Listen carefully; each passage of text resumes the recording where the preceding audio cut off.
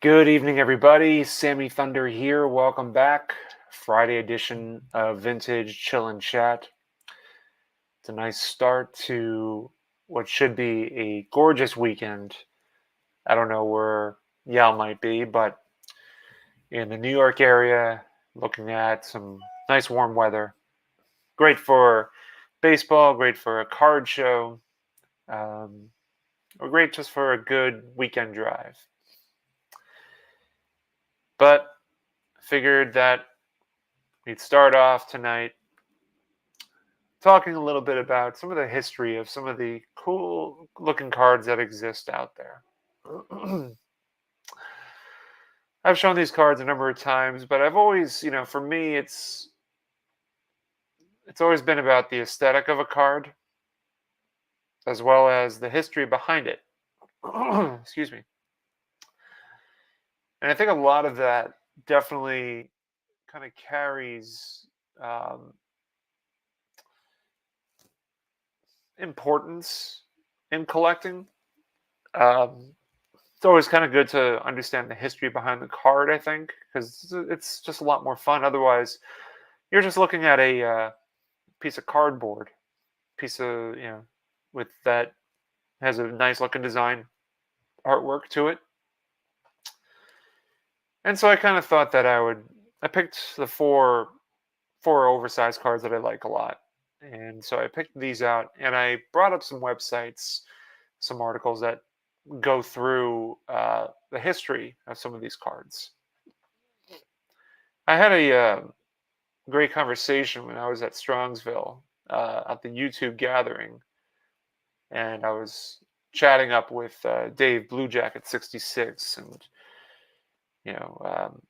we were talking about different pre-war cards, and I'm not the biggest pre-war collector outside of Matthews and stuff that I have, but even so, I don't really dive too far into some of the pre-war stuff. That said, I did have a nice conversation with Dave about um, the history behind how some of these cards came to existence. You have a lot of these regional candy companies that put out cards. Um, and I mean, obviously, there's the tobacco companies, but the candy companies always intrigued me. It's like, all right, you have, and peanut butter as well. Um, and what intrigued me about it was that there's just so little known, just little pieces of information. Even to this day, it's just fascinating to me that we can't gather enough information about some of the history of some of these really cool cards that exist. And all we know are bits and pieces. With the 21st century, the age of the internet at our fingertips, we should be able to, in light speed, look this up and collect information. But, we're still just trying to evolve and pick up as much as we can on some of these cards. These beautiful works of art. I felt very, very pleased that Stahl-Meyer dedicated. I showed this on my video already, but I'm going to show it again here. I'm very pleased that they created kind of like an archived page that went over their history between baseball cards, their partnerships with stadiums, and hot dogs. And so it's just, if you can imagine in your head, you're going to the grocery store to do your groceries for the given week. Excuse me 1 second, actually, just getting a phone call. So, never mind. They came right to the door. So, worked out nicely. My wife was expecting a delivery, so which has now come. So, perfect. Anyway, as we continue forward, let's imagine going to the grocery store, and you're going for your weekly groceries, and so you go into the frozen. I would think it's frozen, but maybe it was, I don't know, fresh frozen hot dogs, Stahlmeyer. Um, You pick them up, and you see inside there's that cool looking card in there. And at the time, it's a novelty item. It's just a cool add-on piece with your hot dogs to kind of build in your mind advertising for the New York Giants, the Brooklyn Dodgers, and the New York Yankees. But now not relics, but these beautiful pieces are just so much more. It's history, legends of the game, and just a fascinating story. For those that haven't seen it, this is what they look like. 1954, this is my Willie Mays I just picked up. Front and back. This is what was inside I think it was inside the packaging. If you want to see what the 1955 looks like, I could show that too. It looks similar to the 54.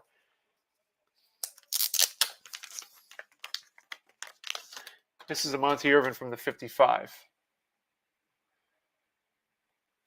They look very similar.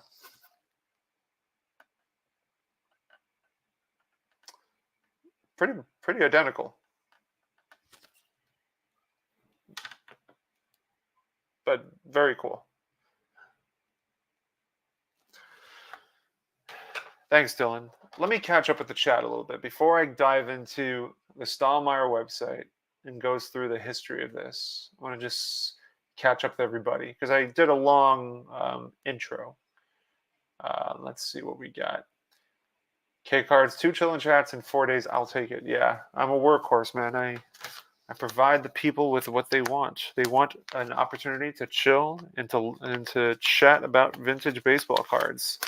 I'm really looking forward to this weekend because this weekend I have a card show on Sunday at Milford, and I always look forward to displaying my inventory, and I think I might bring some of my collection as well, just because I think I love showing some of the pickups that I have, some of the cool stuff that I have, and I never do that when I go to card shows, but I think this time I will. I think there's an inherent part of us as collectors that when we go to these gatherings, whether it being card shows or the YouTube gatherings, we like to bring stuff that's part of our collection because we want those oohs and ahs. Just like, when someone comes up to us and says, hey, look what I got. This is an ooh and ah. Perfect example of that is Steven. Steve Rip Fan. Why am I forgetting? Rip Fan 8. Steven from Canada. Sorry, Steven. It took me a second. It's been a long week. So Steven, great example of this is when he was at Strongsville. I don't think anyone had a better time than he did. And Steven bought a huge Jackie Robinson card, one of the Jackie Robinson card, and was so ecstatic about it and was excited.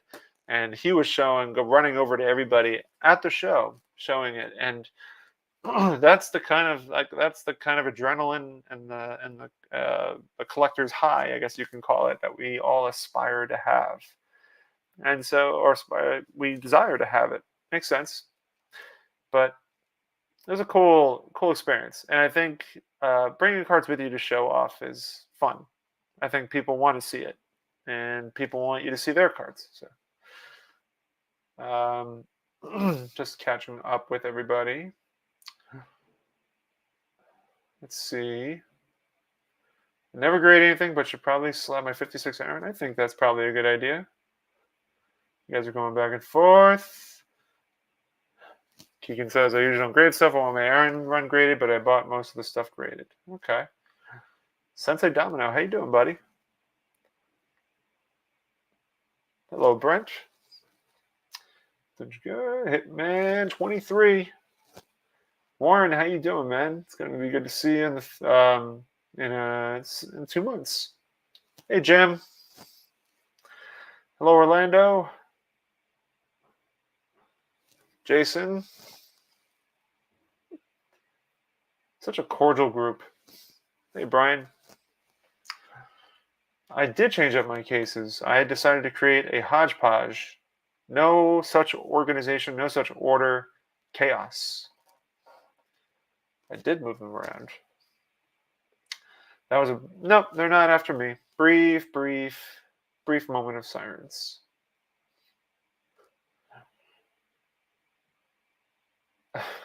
I forced my mom to buy the things I didn't like to eat, just to get the cards. Yeah, it's probably a good idea, but hot dogs are great. Thank you, Dylan. Yeah, the pickup video is it's there. It's there. You can check it out at your convenience.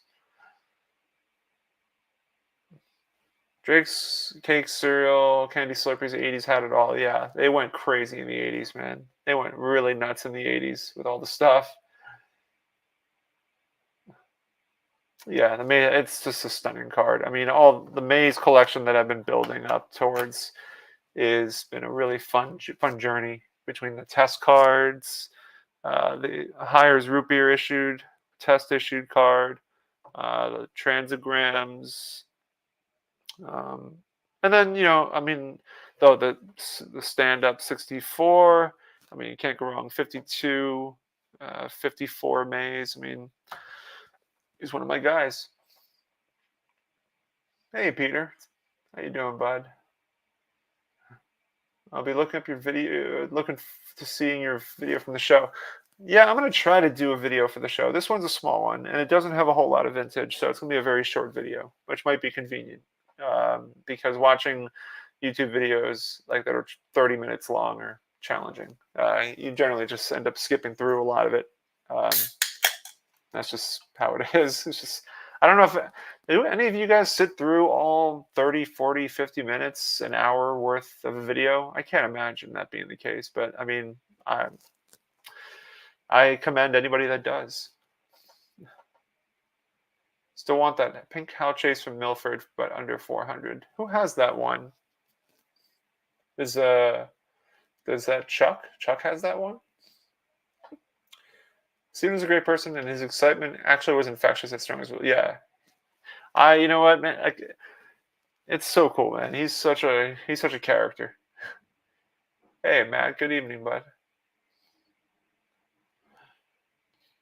Thanks, my man. For me, it's all about respect, and I respect you and your collection, my man. You are awesome. I don't know. I think he's probably referring to.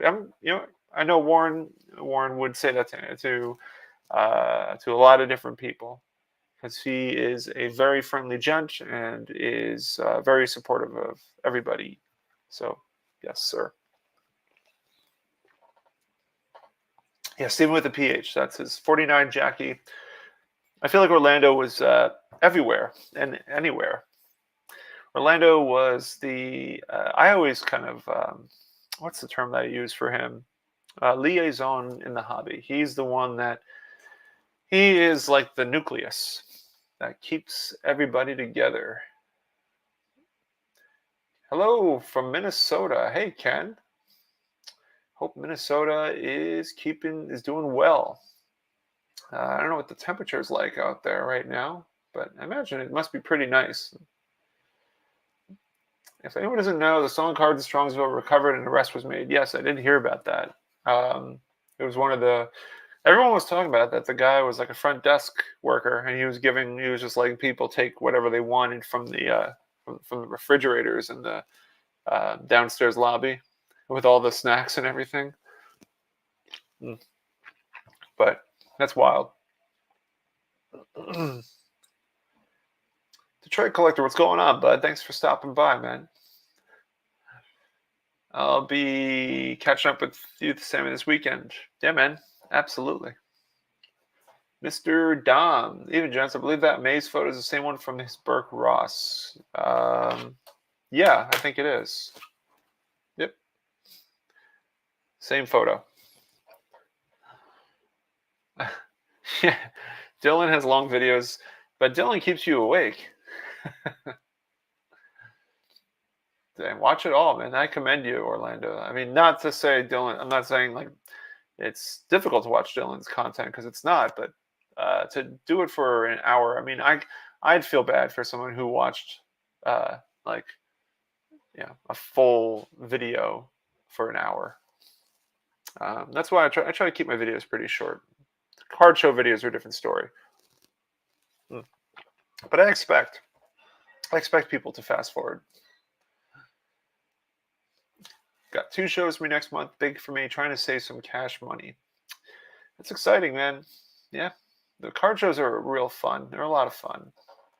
Wax Pack Wisdom. Good evening. Good evening. I sit through the videos, but I'm also pathetic. I don't think you're pathetic, Jason. I think you're pretty cool, man.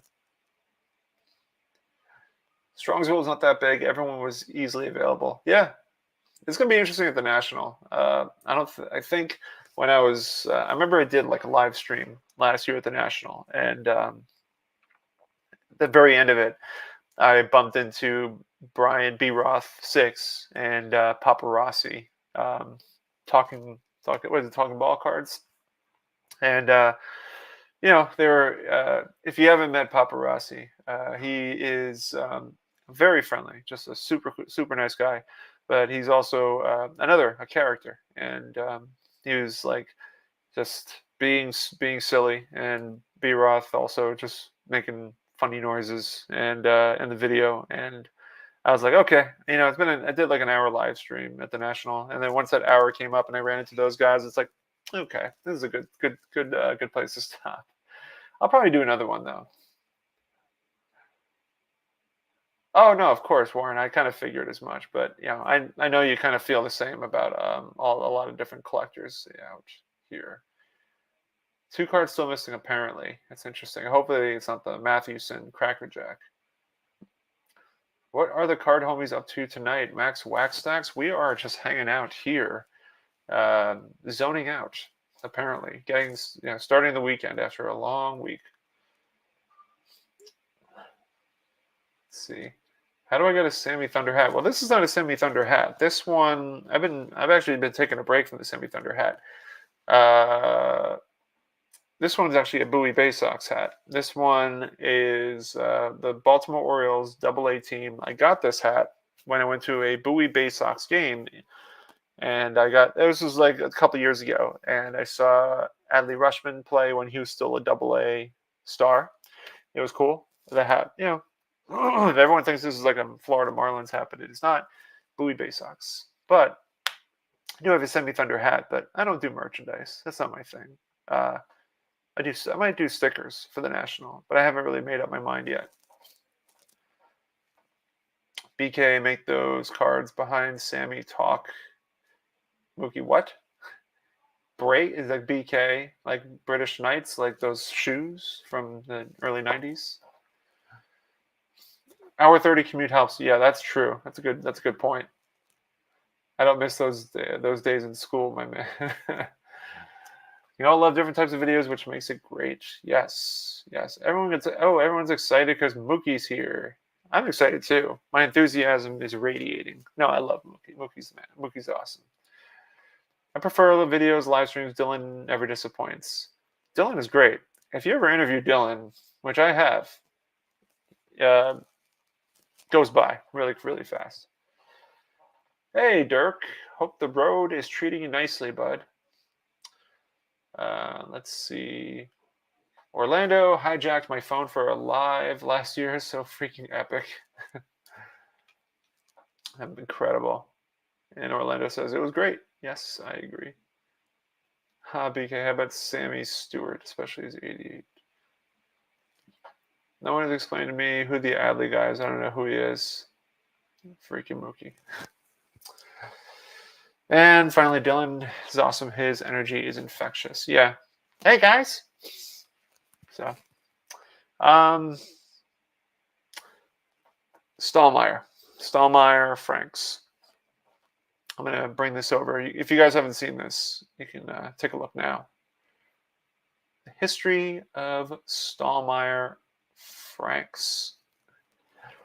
So it's kind of cool. I don't know if I can zoom in. Yeah, I'll zoom in on this because maybe this will be easier to read. But it's kind of cool. I don't know to this day if hot dogs. I know Nathan's is at Yankee Stadium, but I don't know if Nathan's is nationwide or regional in terms of all the different parks, all the different stadiums. If Major League Baseball has an agreement with a hot dog company. that's a supplier for everybody, or is it just all different?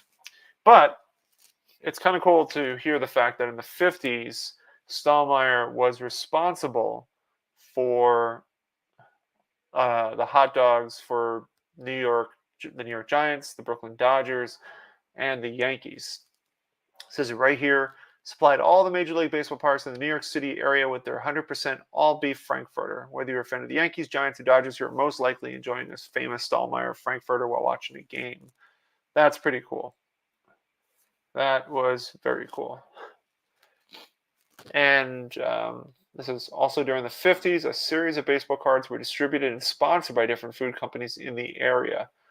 One of the rarest regional baseball card sets to come occurred in 1953 and was issued by Stahl-Meyer Inc.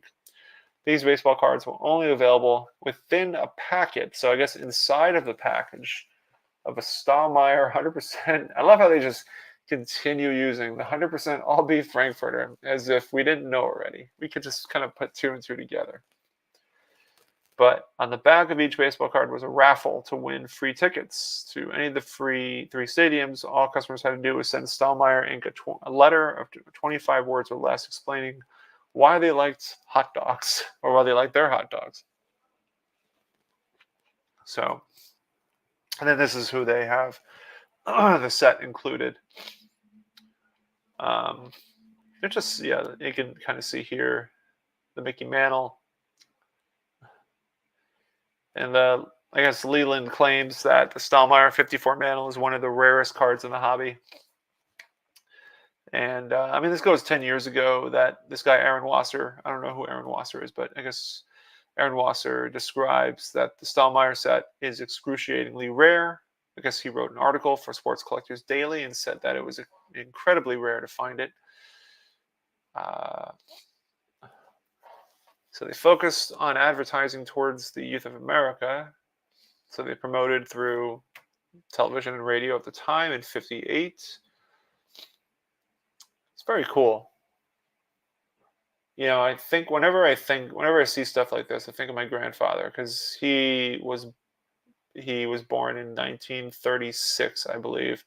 So he would have been, I mean, this may not have been his cup of tea because at that time he would have been 18 to 20 years old. I don't think he was collecting at that point. I think he was collecting when he was a lot younger. So there's that. But still, very cool. This is a great website. The Stahl-Meyer, actually, it's cool that they dedicated some cool history on hot dogs. Actually, let's take a look at this. Look at these old advertising. The Ferris Famous hams. So they weren't just hot dogs, they're also hams and bacon. So 1836 in New York. Ham, pastrami, corned beef. So this was like the beginning of Stahl-Meyer, I suppose. 1836, it kind of just developed. Look at that, man. That's so cool. Look at this. Yeah, Stahl-Meyer bulk liverwurst slicer spread.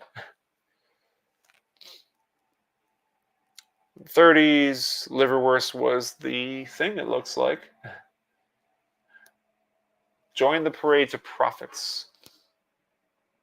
Stahl-Meyer Stadium, 1938.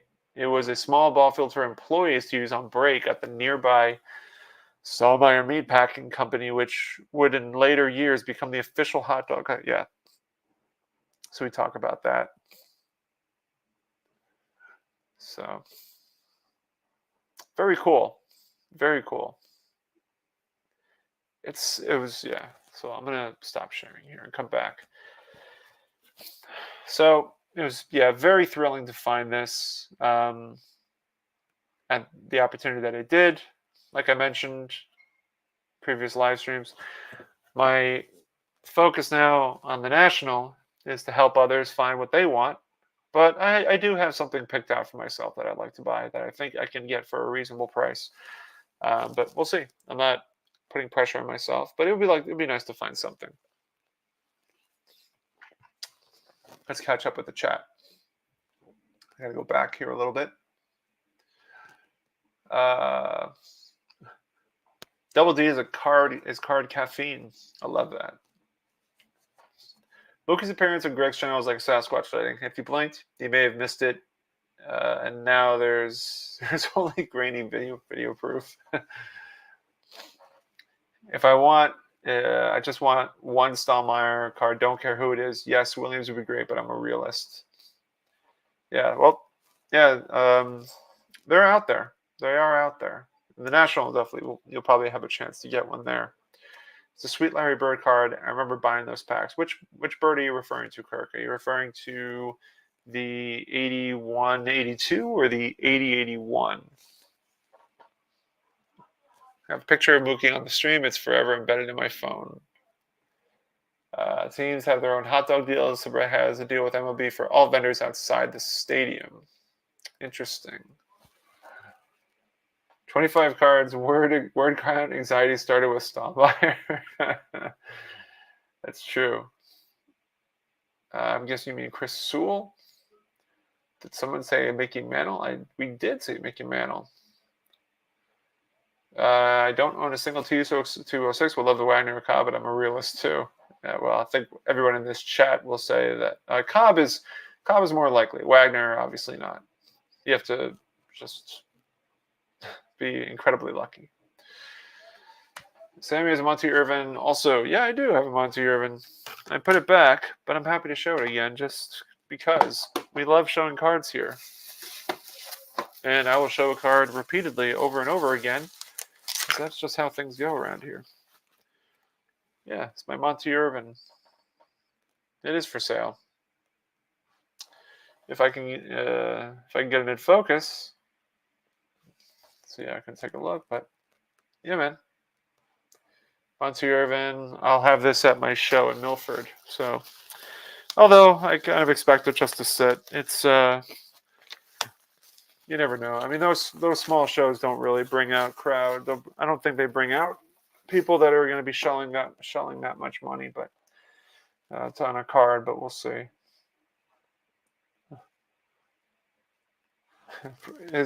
So I saw a little bit of the Price is Right video. I didn't see all of it yet. Wonder if packs of hot dogs in the 50s came in denominations identical to buns. I always have two more hot dogs than buns. Yeah, it always seems that way. Sorry, 1 second.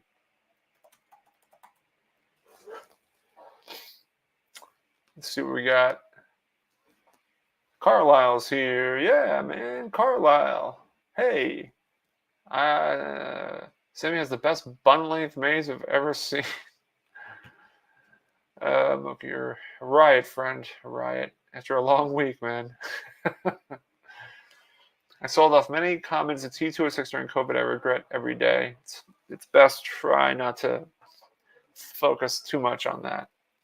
Just think forward, man. Think forward. Ham, bacon, and hot dogs, my type of diet, man. Me too. Me too. When I become rich and famous, I'll make a 6-pack of hot dog wieners and buns. Okay. First mystery pack, slice or spread. Nobody knows. Like your thought process, Eric. Yes. I'm looking forward to the National. Yes. Let's talk about that. I'm looking forward to that too, man. Like, it's so much fun. So much fun. The YouTube hangout's fun. And just walking the floor. I didn't do the VIP last year, but I'm going to do doing the VIP this year. And I got a posse to hang out with. I got Jake from Legends Ever Die. I got Dom, and I got Drew of Vintage Legacy. Man, we got the posse. And Jake agreed to drive everybody from the hotel to the what is it? The Cleveland gathering space for the National. I forgot the name of it. So yeah, man, it's gonna be a lot of fun. A lot of fun. Gotta go crack a beer to keep up with Sammy. Yeah, cheers, man. I got my Two Robbers, drinking this tonight. Two Robbers Craft Hard Seltzer. I tried reaching out to Union Craft Brewing to do some sort of like partnership where all they have to do is ship me like a 12-pack of beer every month or so, and like I'll do a live stream and I'll present the beer. It's their beer of choice is Zadie's, and Zadie's is good stuff. If you haven't had it, it's from Baltimore, but they've never got back to me, so it's kind of a shame. Dom coming in for the save here. There's a few regional hot dog cards from back then. The Stahl-Meyer, New York, Cons, Wilson's, Hunter's, Wings, Cardinals, Glendale meats, Rodeo meats, SK meats, Orioles. It's a lot of different meats. Speaking of meatheads, I'm going to bring in a meathead right now. You guys know him. He's Sasquatch. He's the mayor of Garfield. There he is. Can you hear me? A little bit. I think I have my volume down. 1, 2, check. It's a little quiet. A little bit quiet. I don't know what to do. Let's see. Try again. Do another sound check. 1, 2, check. Hello, Sammy, the mayor. That's much better, man. Oh man, the chat's exploding. The chat is exploding, but the viewership is dying. What's going on, man? I don't blame him. Yeah, I had like 36, and I'm down to like 30 now. 6 people dropped. They didn't want to. This is what happens when you share the link with a goon like me. Oh man, no, everyone's excited about it. Let's see. Well, yep. I have to say, it was a thrill to be on with you and that Greg live stream, and I knew I needed to come say hello in a chill-in chat. Because these are the coolest, and you are the coolest, Sammy. I'm doing the old like Rob Van Dam pose. I don't know if you remember Rob Van Dam, the wrestler. Yeah. Thumbs. Oh yeah, you pull it off. You wear it well, Sammy. RVD. Oh man. So yeah. I don't know. What do you want to talk about? I have no idea. I was rambling on, and so it's kind of it's good that you came on. Petty's asking who's that doofus. I'm guessing you're. I think Petty should come on too. Yeah. I don't have Petty's number though. I don't think I have Petty's number. I have to go through Orlando for everybody, because Orlando's the one that has everybody's number. I barely. Let's see. Very handsome individual. Petty here. Hi all. How about I show you something? You want to see something that came in the mail today? Absolutely. All right. You ready? Yep. You see this? Some clean sweeps, and it's a Larry Doby. It looks like what is that? An autographed Larry Doby postcard from 1955. You can see the postmark there. I don't know if you can or not. It's a little bright, but yeah. But I just got this in the mail today. Pretty cool. And the best part about it is, and you definitely won't be able to see this, there's pinholes in the top and the bottom. I've been looking for a Larry Doby autograph card, but this one has been on eBay for a while, and I missed out on a 52 Topps Larry Doby autograph card a few weeks ago, and I finally just said, forget it. Why Larry Doby? Why that one in particular? Or just why him in general? Well, Larry Doby is from New Jersey. Okay. He is a great Hall of Famer who I had the opportunity to interview as part of a research project. I met him. I hunted him down, called him at his house, got him to agree to do an interview with me.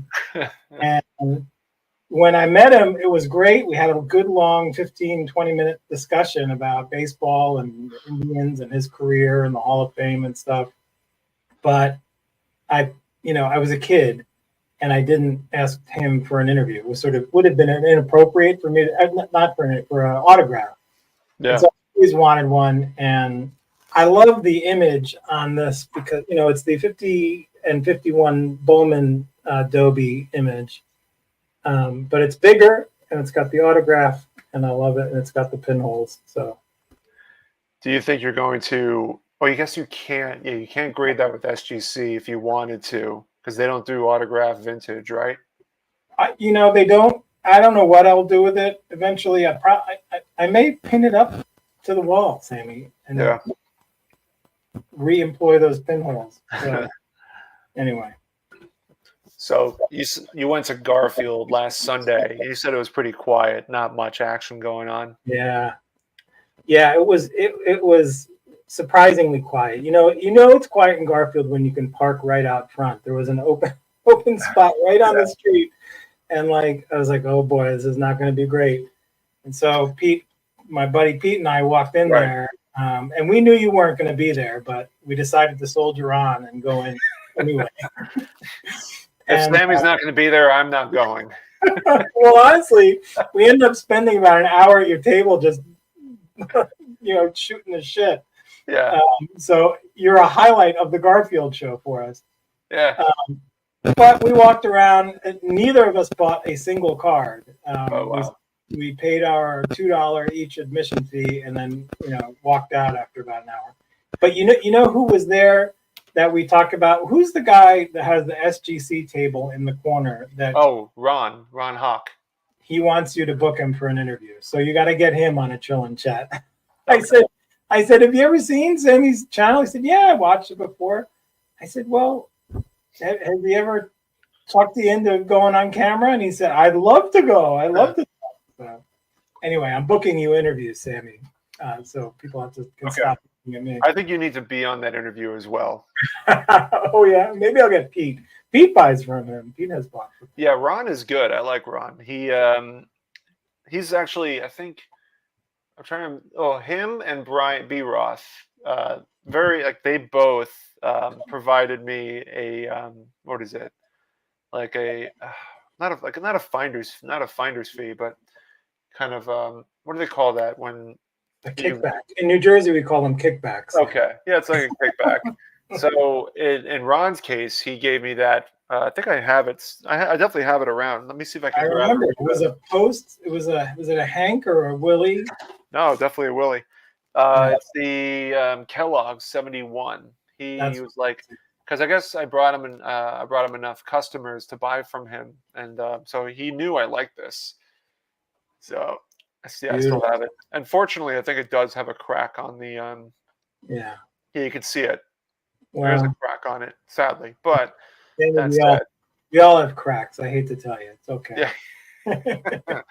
Hey, listen, man. I mean, it's a freebie. It was not a freebie, but I mean, he was like saying, I knew you liked this card, and I want to say thank you for helping me get some more customers. And Brian did the same thing. Brian did it in not so much, not in a card, but in money. He was like, hey, I'm going to throw you some cash because you helped me make some sales. So it's always helpful. It's funny, Ron. So Pete and I were just talking about movie trivia when we went over to talk to Ron, and I want to see if does the chat know this answer. You ready? And are you a movie buff at all, Sammy? What do you think? Okay. Pretty fair amount of movies. Godfather. Have you seen The Godfather? Yeah.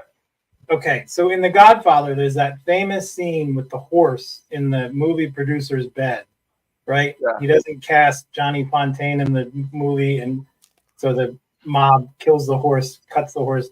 What is the name of the horse whose head got chopped off and put in that producer's bed? I didn't know it. Somebody asked me this question. I didn't know it, and Ron knew it like that. It like instantly, and it is. Does anybody know? Should I let the chat? I mean, we're on a little. I guess we're on a little bit of a delay. I'm just trying to see. Like Vintage Goats put Steve. I don't think that's what he meant, but Mr. Ed. That's what we're going with. No. The name is Khartoum. Cartoon, like Khartoum, like an Egyptian pharaoh, I think. Oh, gotcha. Anyway, and Tom, not Mr. Ed. Anyway, that's my nonsense fact of the day. Movie trivia for everyone. You ever seen the movie Blast from the Past with Brendan Fraser? And Silverstone, Christopher Walken. I try and see every Brendan Fraser movie I can, but not that one. This one has a great scene in it where the premise of it is Brendan Fraser is like born. His character is born in the 50s. Christopher Walken's his father, and I can't remember I can't remember the name of the actress of the mother, but Jason got the answer, by the way. I'm looking. Yeah, cartoon. Yeah. But so anyway, Brendan Fraser is born in a fallout shelter, essentially, or whatever you want to call it, just underground, because the family thinks that they suffered the a nuclear bomb from during the Cuban Missile Crisis. So anyway, Brendan Fraser comes back up 35 years later, takes this elevator that Christopher Walken built, and Christopher Walken's character gives him his baseball cards, and so he goes to a baseball card shop to sell a few cards, and doesn't know what he has no clue, doesn't know the value. He brings it to the shop, and he's like, "I'm trying to sell all of them," and the dealer is like, "Oh, I'll give you $500 for everything." And that's how he meets Alicia Silverstone's character. She comes over and she goes, "Your business is obviously not baseball cards, because this now hold your horses here." But he's like, "This Roger Hornsby card is worth $3,000 all by its itty bitty self." Oh my god! Oh my god! But what year did that movie come out? It must have been late 90s. Can we check? Can you check the VCP on what that Rogers Hornsby was worth at that point? Well, maybe it was. I can't remember. It wasn't. Maybe it wasn't a Roger Hornsby. I think it was a Mickey Mantle. The Mickey Mantle rookie. The 50. I think she said the 51 Bowman was worth like $8,000 at the time. Oh wow! So, go figure that one. All right, you want to hear another little side project I got going on right now? Sure. My buddy Pete, who you know very well, his friend's uncle either moved away or died or something, and left his friend these 2 albums worth of vintage baseball cards. And the friend said that they didn't think there was anything very valuable in them, but they gave them to Pete. Knew Pete was into baseball cards. Pete got the cards. We looked at the albums. There wasn't like didn't look like a ton of stuff in there. Pete, Pete's in the shops in a different aisle of the store than I do. He's a big ticket guy. These were all like commons and minor stars and stuff like that. And so he just gave me the albums. And so I have been carving up the buffalo, trying to get rid of these cards and like putting them into lots and selling them. But the best part is like there is 67 high numbers. There were different 67 high numbers. Did I tell you about this? No, you didn't tell me.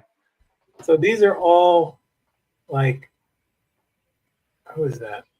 Bill Bryan. They're not amazing cards. They're in decent shape. Oh, Rich Nye. That's Bill Nye's brother. Get out of here. Really? No, I'm joking. Chuck Estrada. Yeah, man. Let's go Mets. Yeah, man. Hank Bauer. Oh, of course. And I don't know who this guy is, Dick Kraszewski or something. Anyway, I've been selling them off to and my goal is to sell enough of these to fund a Seaver rookie. So there's no Seaver rookie in the album. So I'm going to try but I've sold 7 of these cards for like $250 already. That's pretty stellar. Oh wow. Yeah, I'm totally psyched about it. Don't tell Pete. Don't tell Pete. Well, he could be watching. Dom is asking if you have 65 tops. Let me see. I think I do. Everybody is saying 67 high numbers are difficult to find. Yeah, it's a whole. It's basically like a whole. These are the other series. It's probably about 200, other randoms. But in the album, there's a Burger King Yankees set, which is kind of cool, complete. Yeah. What else? That's pretty cool. Yeah, there's some other stuff in there. I could look through it, Dom. What are you looking for? I know Uh, Dom is building his 65 set. I know he's been kind of just progressively getting along with it, but yeah, I remember he bought a bunch of stuff off me, and then I think I sold the rest of my 65 binder a long time ago. But yeah, he's been building. Actually, I think Dom. I'm hoping he'll join, but because I wanted to ask him more about the thing he's looking for at the national, because I don't think I've seen it before, but um, there's something in particular. There's one thing in particular he's looking for, and I wish I gotta get him on to talk a little bit about that. But okay. speaking of which, what are you looking for? Me? Yeah, What do you mean? the national. When you go there, Well, I'm working towards maybe a Seaver rookie, but it's got to be the right one. Like I don't want to I'm taking my time with it because that's a big card. That is, in my opinion, a baseball Hall of Fame card. It should be in the baseball card Hall of Fame. So I'm looking for that. I'm looking for. I think I want to try and get a Jackie Robinson autograph. Not a card; those are like way out of my league. But like a cut auto or a postcard or something. yeah. And then a bunch of other stuff. I'm always looking for more Dobie cards and that kind of stuff. And you know me, I'm in the I'm sifting through dollar bins. Just Looking for pinholes. looking for pinholes. Yeah. They exist though. The National is going to be great for that. Yeah. Dom is saying he's slowly chugging through the sets. So 65 sets. If you have ones I need, I'd buy them off you. Okay. I'll Sammy, will you give me Dom's? Yeah, I'll pass it along. Yeah. I'm trying to tell Dom, like I sent Dom a text. I'm hoping Dom will, jump on so we can talk a little bit about it. But yeah, man, I gotta say, I still can't. Actually, this will be a good segue to discuss something that I have planned potentially for next week, which you're a witness of this, of the beauty of the Brian Fish table. Brian Fish table, which is pretty much 50% of Venezuelans. Just like nothing but Venezuelans.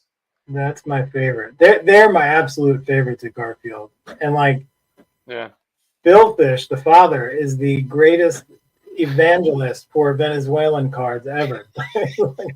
Don't buy all that other crap. Just buy the Venezuelan. He tells this you is the stuff you want to buy. Yes. Yeah. He's very convincing. He's a good salesman. So, and they have that Four Horsemen on that table. They what? Has he ever given you the Four Horsemen speech? No. I don't know what that is. is. He's got the Four Horsemen. He's got a Nolan Ryan signed rookie, Kuzman Ryan autograph card. He's got the Opeachy Kuzman Ryan. He's got the Venezuelan Kuzman Ryan. Oh, okay. And those are like the Four Horsemen, he calls them. And like the Venezuelan Kuzman Ryan is, they said they were turning down offers in the over $10,000, which is crazy. Well, I gotta say, we'll continue talking about that, but apparently your number one fan has just arrived. Truly, number one fan. What's up, Jason? Mookie, how are you, sir? Wonderful to see you, pal. Yes, it is an absolute honor to be on a live with you. It's like a unicorn. I'm so very excited. I had to crack a beer with Sammy. Hey, BBR. There you go. I got a refill. So yeah, I'm a very classy guy, Mook. Very classy. hold this down while I go grab a second one. Yeah, we'll do. I'll keep Jason busy for you. Yeah. So we were talking about what we're looking for at the National. I heard you kind of rattling off Seaver rookie possibly. Yeah, maybe. I'm not in any rush to buy one. Like it's got to be the right one. Sure. But so that's one of them for sure. Okay. And I don't have a big want list. Again, like I was telling Sammy, like I'm in the I'm in the dollar bins looking for pinholes. I'm gonna be with you. I'm gonna carve out a day so that we can go dollar bin shopping. That's right, shoulder to shoulder. Yes, I did the at Strongsville. I did bigger purchases for me, and then the one day I did, even when I did my videos, the last day was simply bargain bin hunting.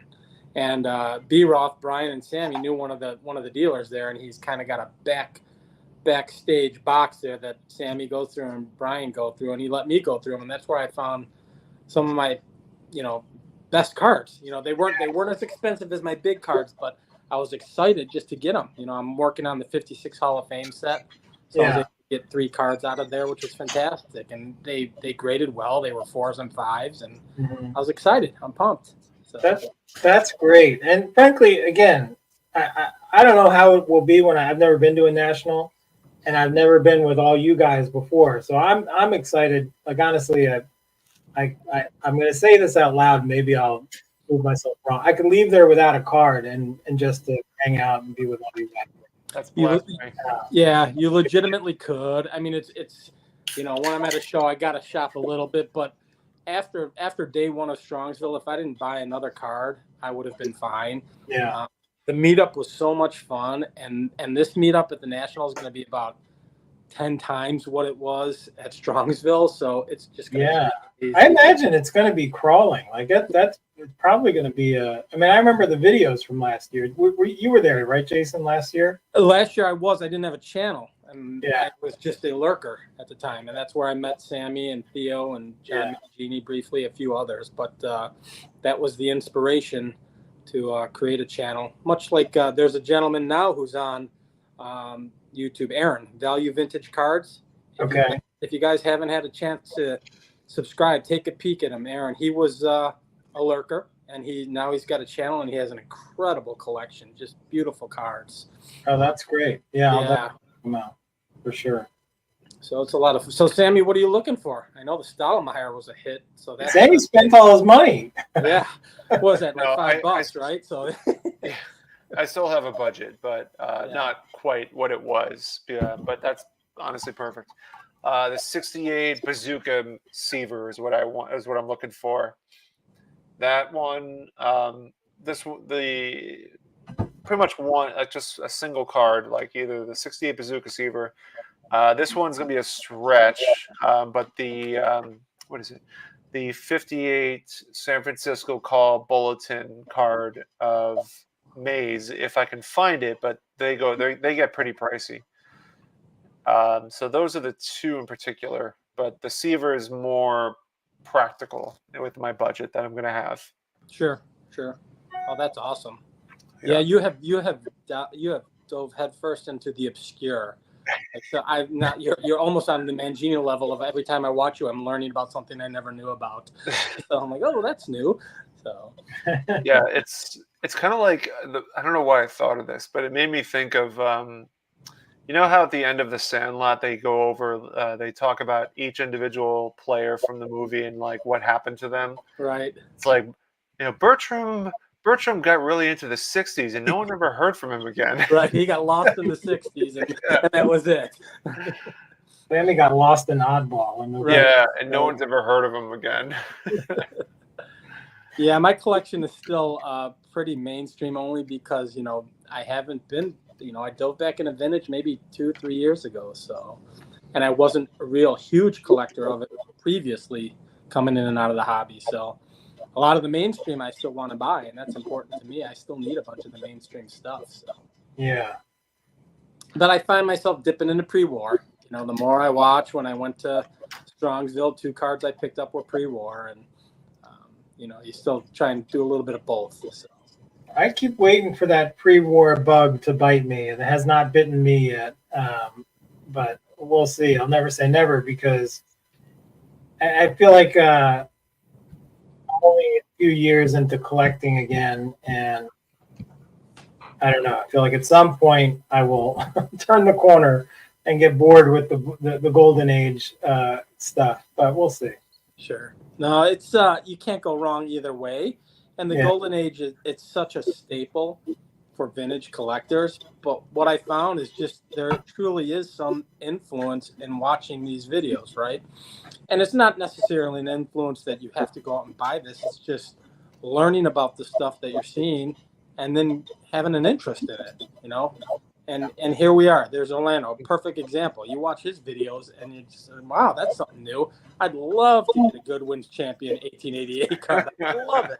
That's You know, I mean, I watch those Orlando videos, and I'm like, if I start down this slope, it's going to get slippery, and I'm going to zoom down it. And he is a great advertisement for all of those cards. Yes. Orlando is the best. Yeah, and Mangini's another one because he's got everything. So you just watch 20 minutes of him showing cards. I'm like, I've never seen those, and I'm looking on eBay while I'm watching his videos, going, oh, I got to get one of those. So it's great stuff. It's really fun. I am going to resist the urge to do any Mangini impersonations until the National. It's kind of like a no-shave November sort of thing. It's going to be pent up energy, and it's going to come out in like a 2-hour explosion at the National. All night. I'm just Right. gonna, someone's got to record a conversation that I have with him with the voice in person, just so we're going back and forth with the same voice. Yeah, like the Spider-Man pointing. Right. Now, Mookie, where are you staying for the National? Are you staying with some other people, or are you staying by yourself? Me and my buddy Pete have an Airbnb in Korea, which I guess is south of the convention center a little bit. So it's a little bit away, but we'll have a car. We're driving out. We're making that. Sammy knows the drive, 7 hours out to Ohio. I'm actually looking forward to it. Driving with Pete is fun, and he'll got 7 hours, 5 hours. With his heavy foot, but but yeah, we're going out Wednesday. We're driving Wednesday morning. I guess we'll go to the show. The show on Wednesday ends early, right? Is it like a short night on Wednesday? I think so. I'll look it up. Is it? I thought the first day was Thursday. I didn't even know. Is there a Wednesday? There is There are one some on hours Wednesday. on Starts Wednesday. Yeah. Let's see. I assume there's going to be several meetups, but I think the big one that like Mike and Chris kind of do is Thursday night, I believe. Yeah. That's it. Thursday. Sorry, I'm navigating the Nationals web page. Show hours. That's what we want. All right, so 4 to 8 p.m. on Wednesday. Yeah. And then 10 to 6 for Thursday, Friday, Saturday, and Sundays 10 to 4. Yeah, everyone's kind of chiming in here now. 4 to 8, 4 to 8. Yeah. Yep. I'll be getting in early on Wednesday. Actually, Brian B. Roth and I are in the same flight. By accident? What's that? By accident or by? Yeah, but Really? yeah. It's pretty cool. So we'll hang out at the airport and obviously show off cards or to be like, hey, you see this guy? He actually posted some photos today of the Gaudis that he just got or he's getting back. He told me about that. I'll let him talk about that deal that he made, but it's incredible. Like I think it's like 35 Gaudis with the 4-in-1s. Is it 35? Yeah, 35 with 4 It was some incredible deal, and one of those cards included the Ruth. Oh, really? Yeah. That's fantastic. Mm-hmm. Yeah, there's a couple 4-in-1s that I really like. The Cardinals 4-in-1 is pretty cool as well. Yeah. You got Frankie Frisch in there, and a couple Hall of Famers on the Cardinal one, if I'm not mistaken. So, just catching up here real fast. Andrew wrote, "Did you see my comment earlier about the card show dealer with the double sticker price and claimed it was his son's card and just happened to not be at the show?" All right, so Andrew, I did read that comment, and I was at work, so I couldn't really respond quick enough. But let me get your take on this, guys, because you guys go to shows as well, so it's no big secret here. But so Andrew experienced with him, and I think him and his dad went to a show, and they saw that there was a card that had 2 sticker prices, and I forget. I think it was like the dealer ended up going kind of like between the two sticker prices or something like that, or. But it was kind of weird because the son wasn't there, and so before the dealer could sell the card, he had to call his son over the phone to try to work out what price he wanted. So Andrew was kind of like, "This is getting really sketchy. I don't know if this sounds legit or not." But yeah, I kind of thought like it's if you're selling cards at a show and the card doesn't belong to you and it belongs to your son, it's like it's a little weird. Yeah, I'm not sure I would have engaged at that point. I don't. Did Andrew end up getting the card? I think he did, but I would. You know what? This is a great opportunity for Andrew to break through the barrier and Yes. come on the live stream. So yeah, Andrew, if you just because we've been talking about it, Andrew and I have been commenting back and forth a little bit about him coming on a live stream, but I guess it has to be under the right circumstances.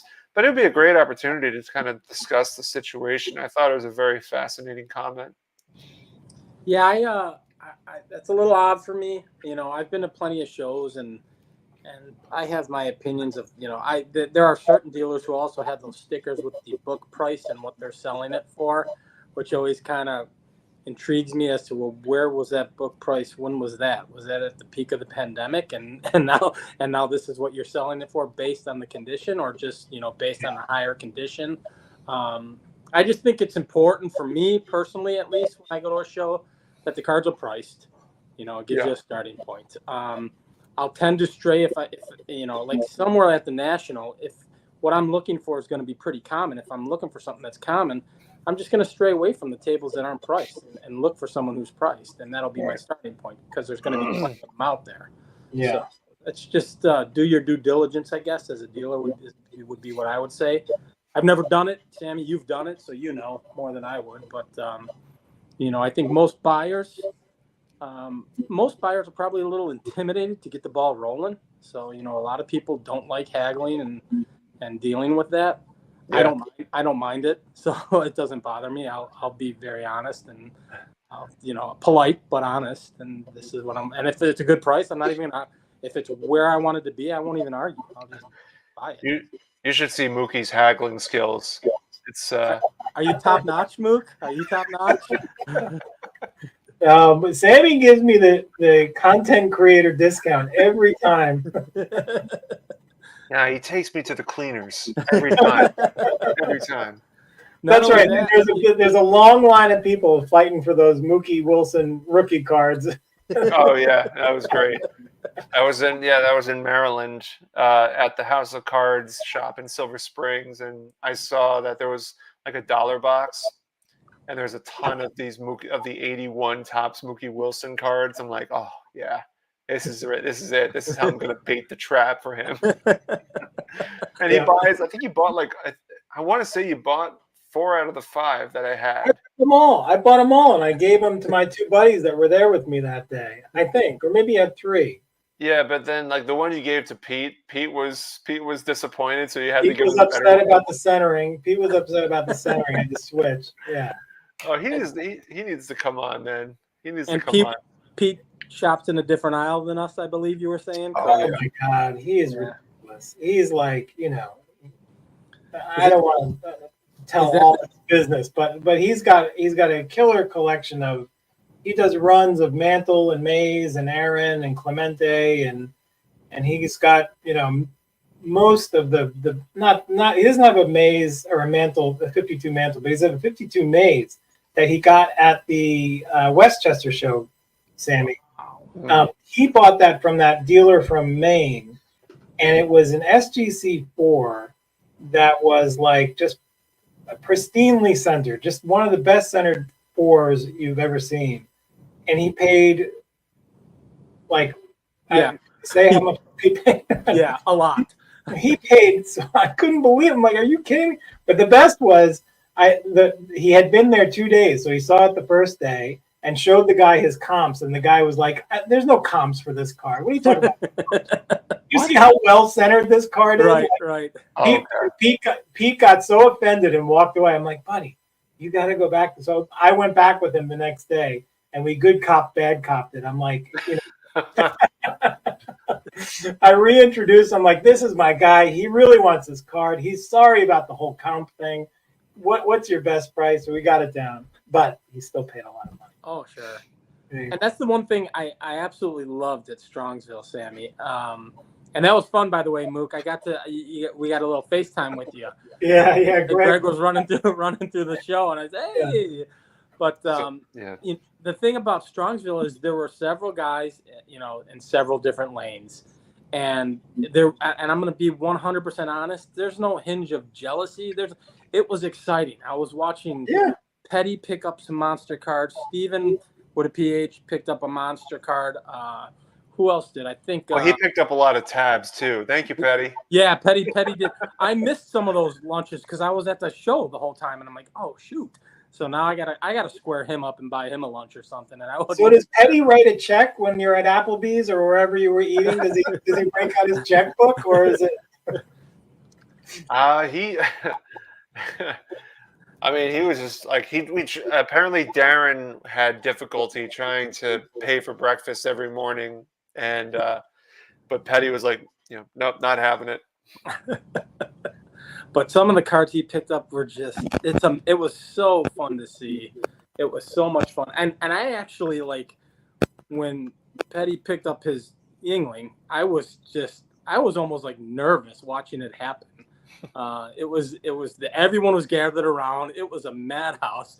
He was digging through his attic, looking for a way to pay, how he was going to pay it. And I'm like, God, we got to leave this guy alone. Let him take care of his business, We had Dom in here for a second, then he dipped. I hope he wasn't having connection issues, but he should be back, hopefully. Dom, if you're watching, come back on. I was going to introduce you, but no worries. And that's a roomie or Dom's rooming with you, right, Sammy? Or you? Yeah, so Dom, it's funny. So I mentioned this, but I'll be quick with it. I originally asked Dom to room again because we roomed last time, but he thought he wasn't going to go. But then but then he said, like, oh, Jake's looking for somebody. And so Jake reached out to me and I said, yeah, sure, absolutely. So Jake, actually he's coming on right now. Hey, buddy. Hey, Yeah, I love you, Mookie, but I couldn't let Sammy just like completely get left alone here, so I had to present it here. I don't blame you at all. I don't blame you.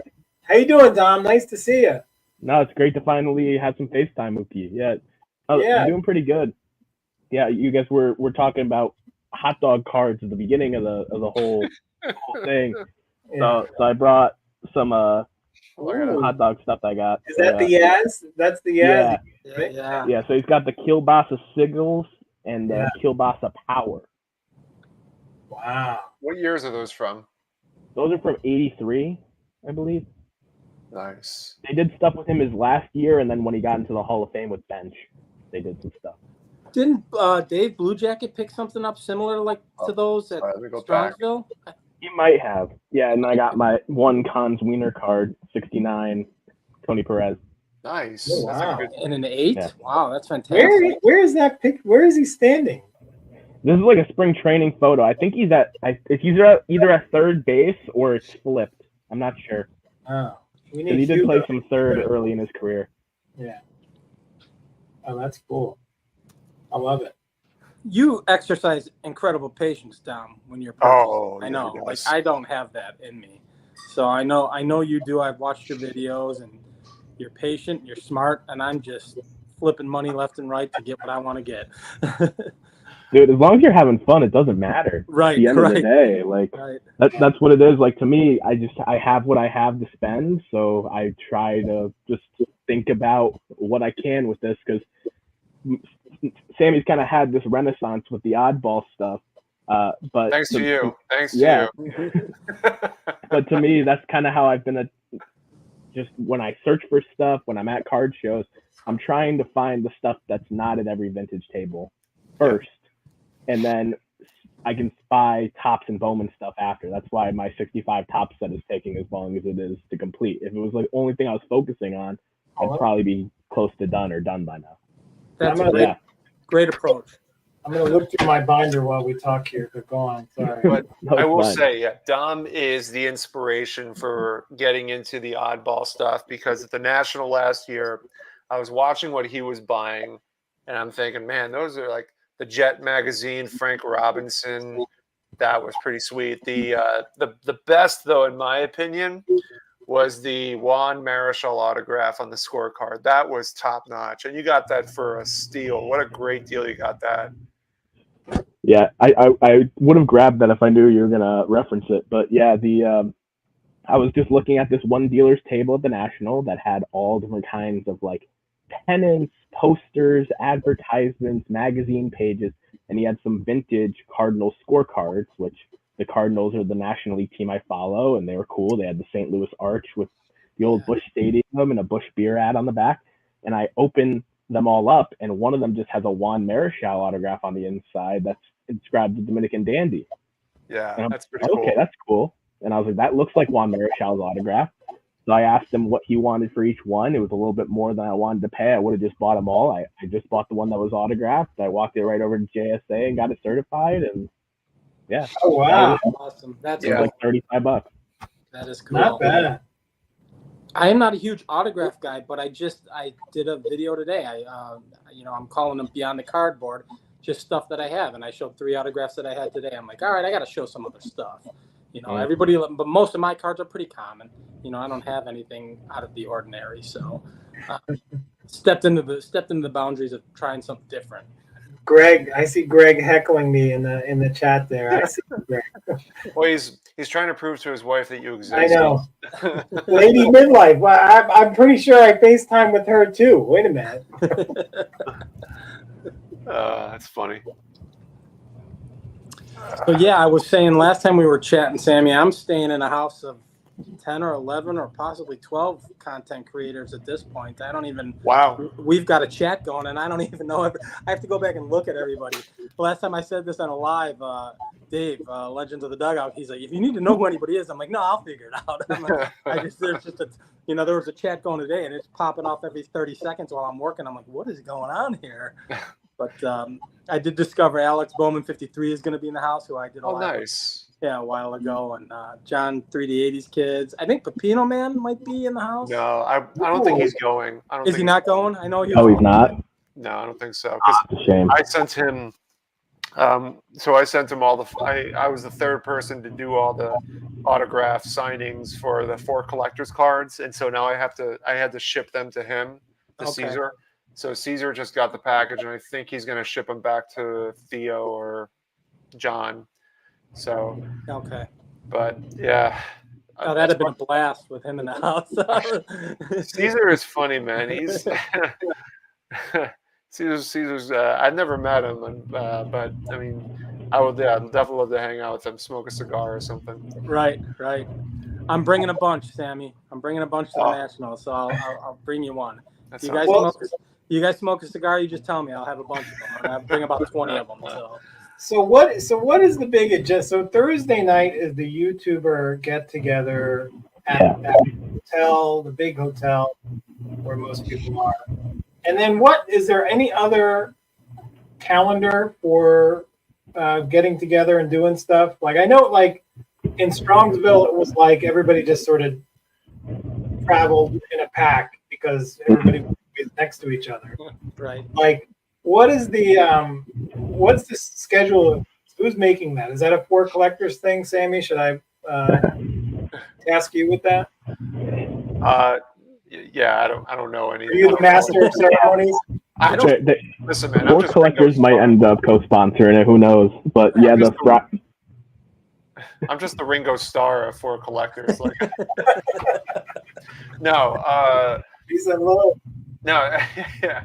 I know was it Thursday is the big meetup, and then Friday probably something's going to happen. I know last year, what was it? It was Thursday was the big meetup, and then Friday was there was what's his name? Filmington organizes something for Friday night. Yeah, so as long as he's attending. That's why I created that Discord group, so that just it's a good opportunity for everyone to be like, hey, I'm going to go to get lunch here and do this. And, because obviously the National, I mean, unlike Strongsville, the National is going to be a humongous space where we're not going to run into each other nearly as frequently as other places, as in Strongsville. So, but yeah, it's just just figure it out here and there. I see. Orlando's talking about trade nights, and Detroit Collector is talking about trade nights. Is it vintage trade nights? Are they like, or is it all like? I think most of them are modern.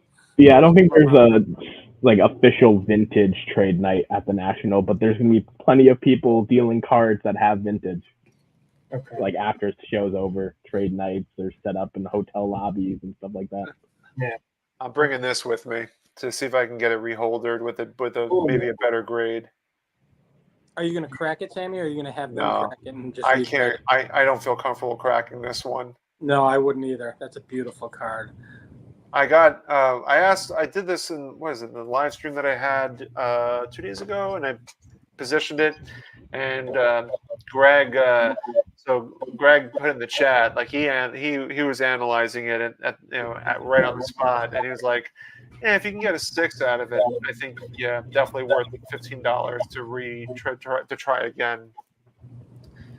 Because I brought I didn't have it last year, but I happened to walk by the SGC table when Peter was standing there, and I played dumb and I pretended I didn't know who he was, and I was like, hey, I have this SGC 5 Gibson that I thought should grade a little bit better. And so he was like, oh, do you have it with you? And I go, I have a photo of it. And so I showed him the photo, and he looked at it. He starts critiquing it, but obviously he's like, obviously you need to have it with you. So, next time. I'm like, I hope we have that opportunity next time. You in Cleveland. Now you need it. Are you going to have a fanny pack rocking, Sammy? What are you going to do? You're going to bring cards with you? Where's the thing? So I plan on bringing a lot of stuff just to, like I talked about this earlier in the live stream, but I plan on bringing stuff just to kind of like to get oohs and ahs like everybody else here. We want to bring stuff that kind of it's like, hey, look what I have, and I want to see what everyone else has. I mean, it's like this is the one opportunity where we get to come all together as a huge group and like, hey, check it out. This is what it looks like in person. Yeah. But no, as far as carrying stuff, I have this little bag here that has a little attachment to it with a sling around it. It's like a European carry-all. If you ever watch Seinfeld. Yeah, immerse. Yeah, immerse. Yeah. No, but I plan on putting a lot of the standard size stuff in that, and I'll bring some fun stuff just to showcase. You guys. Dylan's making a move on your Gibson there, Sammy. I know. He wants to buy it. Part of me, the curiosity is just wanting to see if I can get a 6 in the first place. Yeah. But yeah, I mean, Dylan's going to be there, obviously.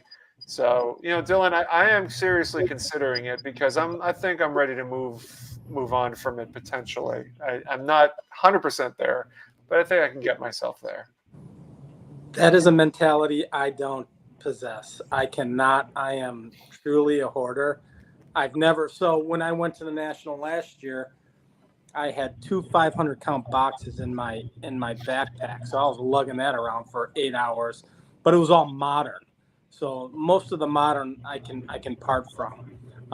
But anything vintage, I just like it. I don't have it in me. I just have to keep it. I don't know why. Although maybe in the near future, I'm thinking in the future I might be doing a couple giveaways and I'm picking some stuff out. So we'll see. Tom, where are you on that? Are you somebody who can part with cards? It depends on what it is. Like some of this more obscure stuff that's genuinely hard to replace or find. It's kind of, if I want it and obtain it in my collection, I'm not planning on moving it. Yeah. But I moved some vintage football and stuff I had because I hadn't added to my football collection in like almost 2 years. So I moved a lot of my vintage football and my football cards. So if there's pieces of my collection that aren't like my number one priority or thing that I like hunt and love and look at, I would be willing to move stuff down the line. But I think every collector has different levels of hoarding, even if it's like hoarding high grade in a low supply, like the really condensed, or having everything. So I do have that hoarding in me, and there's certain cards that would definitely be really hard for me to let go. I hear you. Are you the same way, Mook? No, it depends on the card, but I do sell, I just sold I had one Mickey Mantle card in my collection for a long time, and Dylan's going to love this. I had a Mickey Mantle exhibit card in an SG4 that I bought a while ago, a long time ago, and I got a really good deal. It was like $100 or something like that. And I figured, and my buddy Pete actually gave me another Mantle card. Don't ask me why. He gave me this a beautiful 58 Mantle in a SGC2. Wow. And I feel like all I need is one Mickey. I'm not a big Mickey guy, unlike a lot of people in the hobby. And so I feel like, all right, I have one card in my Mickey lane, and now it's that 58, and the exhibit went, and so and I actually sold the exhibit for twice what I paid for it. So it sold for like $2 something, and I ended up netting $100 that I'll use towards the Seaver when I eventually get it. So that's the way I think about things. And then pinhole cards you can't sell. So yeah. But I have cards in my head that I just have to have. Yeah. And it's not necessarily player based. I am just in love with the 53 Bowman Mickey. I love that card. That Bowman Mickey? That and the 56, and I have the 56. So the 53 Bowman is one I'll be looking at the National. I don't have a 53 Satchel Paige. That's another card, common card that I'll be looking at. 48 Bowman Musial, another common card. And then there's some rarer stuff. I'm looking at a couple Cracker Jacks, Hall of Famers. Dom's favorite player, Ray Shulk.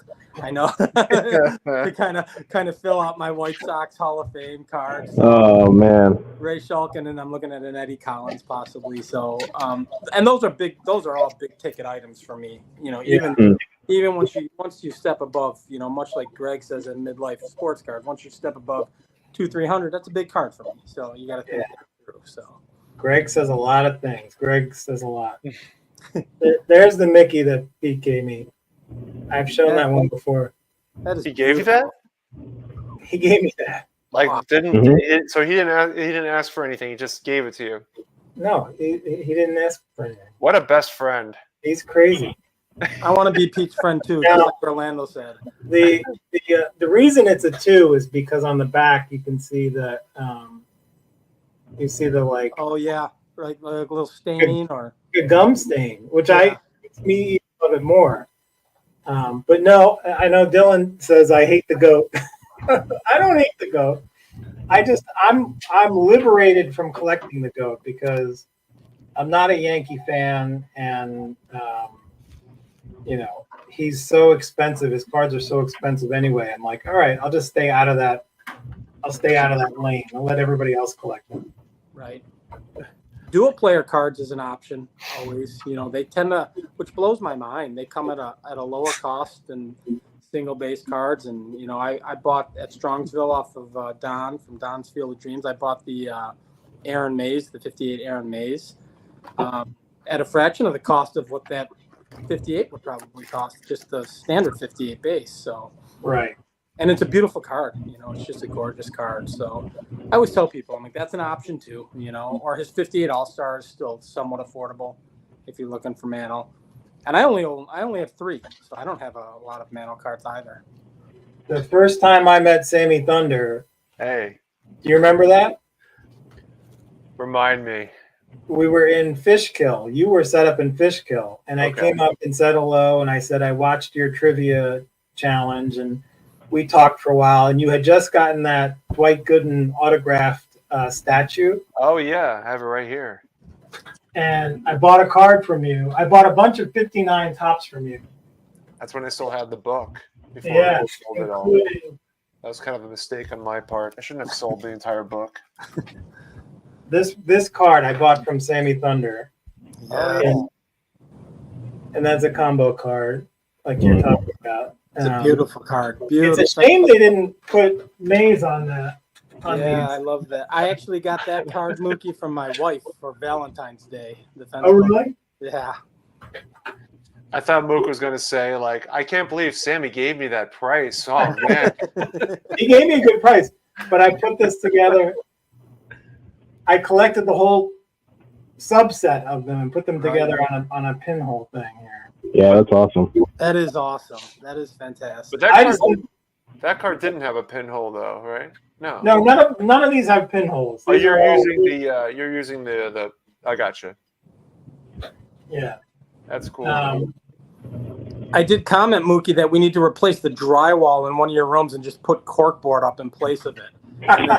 And then you could just go crazy. No more expansion. No more cork in the world headquarters. No more expansion. Yeah. I'm going to bring this with me when we go to the National. That's just insane. I think I remember being at Garfield with you guys, with Mookie and Pete, and I was explaining to them. I was almost slipped. I was very. it's the beers. I was having a lot of anxiety because I'm thinking, the eBay. I made an offer to the eBay seller, but the seller didn't take my offer. Someone's gonna get it, and then I think you were there when it's standing right there. It happened, and you said, right? I noticed on my phone that $750 has been deducted on my credit card. You were in nervous Sammy mode. You're like, I don't know what's going on. I was gonna accept it. But yeah, man, this gives me true Seaver face. How pathetic are we that you're at a card show and you're purchasing cards online at the same time? Oh, believe me. It's like, I found myself leaving the Strongsville show, going up to the room to relax, and I was looking on eBay as to what I could purchase. I'm like, what am I doing here? Yeah, right. Well, I'm watching. Yeah, if you're it's like Inception. You're at a card show, but you're buying online, so you're going down that wormhole. Right. Oh, it's something else. But yeah, that's Seaver, man. That's one thing nice. That's one thing that's nice about Seaver. I guess outside of his rookie card is that they're reasonably priced. You can get, like a really nice 68 Seaver in a 6 or 6.5 for like $100. Yeah. But I've had that card in my collection forever, and I graded it, Sammy. It was one of my older vintage cards that I had throughout my dips of collecting, and I think I got a 3 or a 4 on it. It's sitting up there somewhere, and I absolutely love it. I'm not a grade guy, as I've said several times. It doesn't mean much to me, so as long as it's encased and it looks good, I'm good with it. But it's always fun to see what they end up grading anyway. Oh yeah, absolutely. Well, when my stuff came back from Strongsville, I think you had posted a video saying mine's coming back tomorrow. That made me look, and I said, "Oh my!" Because we posted at the same time, or we submitted at the same time. I'm like, "Oh, mine's coming up too." Awesome. So, and Brian submitted his. He got his that Friday, and then I was like, "Oh, mine's not going to ship today. I have to wait till Monday." Okay. Right. But, and I shared mine. You shared yours before I put them up on the video, obviously. But I'm like, all right, I know what he got. Sneak peek. Oh man, Luke, are you about to show something? Well, I was looking at, remember I told you about those 67 high numbers. Yeah. It never occurred to me like that the Seaver card is an expensive card in really any condition, but when you think about it in relation to the other 67 high numbers, like a Seaver in like a 4 or 5 is $1,000 card probably. But this card, and I only figured this out when I started looking up comps. This card is like, this is in VG. Yeah. It's like $125 or $130 card. And it's Mark Belanger and Bill Dillman. And it's way off center, and it's got banged up corners. And like when you think of that in relation to what the Seaver costs. It's like, Oh, it's crazy. The Seaver sort of it makes a lot more sense to me now. Like I get, you understand in the abstract that it's a high number and it's short printed, but when you look at like Mark Belanger's card is a 3-figure card compared to a Seaver, it's pretty crazy. Is the Yastrzemski's a high number in 67, isn't he? No, He's not? the Brooks Robinson's the big Brooks, yes. high number Hall of Famer. That's not a rookie. Right. But yeah, there's the Seaver, there's the Rod Carew, and then I'm living in Reggie Smith world. I have a nice Reggie Smith in the 6 that I paid like $35 for. I'll get the Carew and the Seaver down the road maybe. Yeah. I can honestly tell you I have no 67 high numbers. So So fun.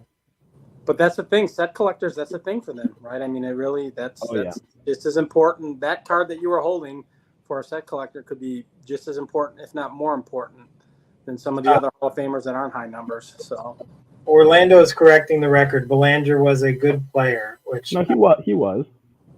no. And Tom Seaver was not a Cincinnati Reds great. I'm looking at midlife cards trolling me. And Boston Red Sox legend, man. he is Tom Seaver is a White Sox legend. Tom Seaver, Legend. oh my God. You both go. He was in the dugout for the Red Sox in '86 when the Mets won the World Series. He was in the other dugout. Exactly, Red Sox legend. right. Crying next to Roger Clemens. You hear that, Greg? He was crying. What was his last year? 87 was Seaver's last year? Yeah. So Retired. I know the later years he was with the White Sox, the mid 85, 86, I think. Yeah. Greg needs to shut his mouth. Tom Seaver. You missed it, Sammy. I said he was a White Sox legend. yeah, we just went through his whole career. Yeah. Get out of here with that nonsense. All right, now I know what I'm getting Sammy when I go to the National. Now I know what I'm getting him. A nice 1986 White Sox, Tiffany White Sox. right. Yeah. I'll find an oddball, obscure thing. So, it'll probably be $2 or $3, but You guys are trolls. Absolute trolls. Dylan wants to hop in.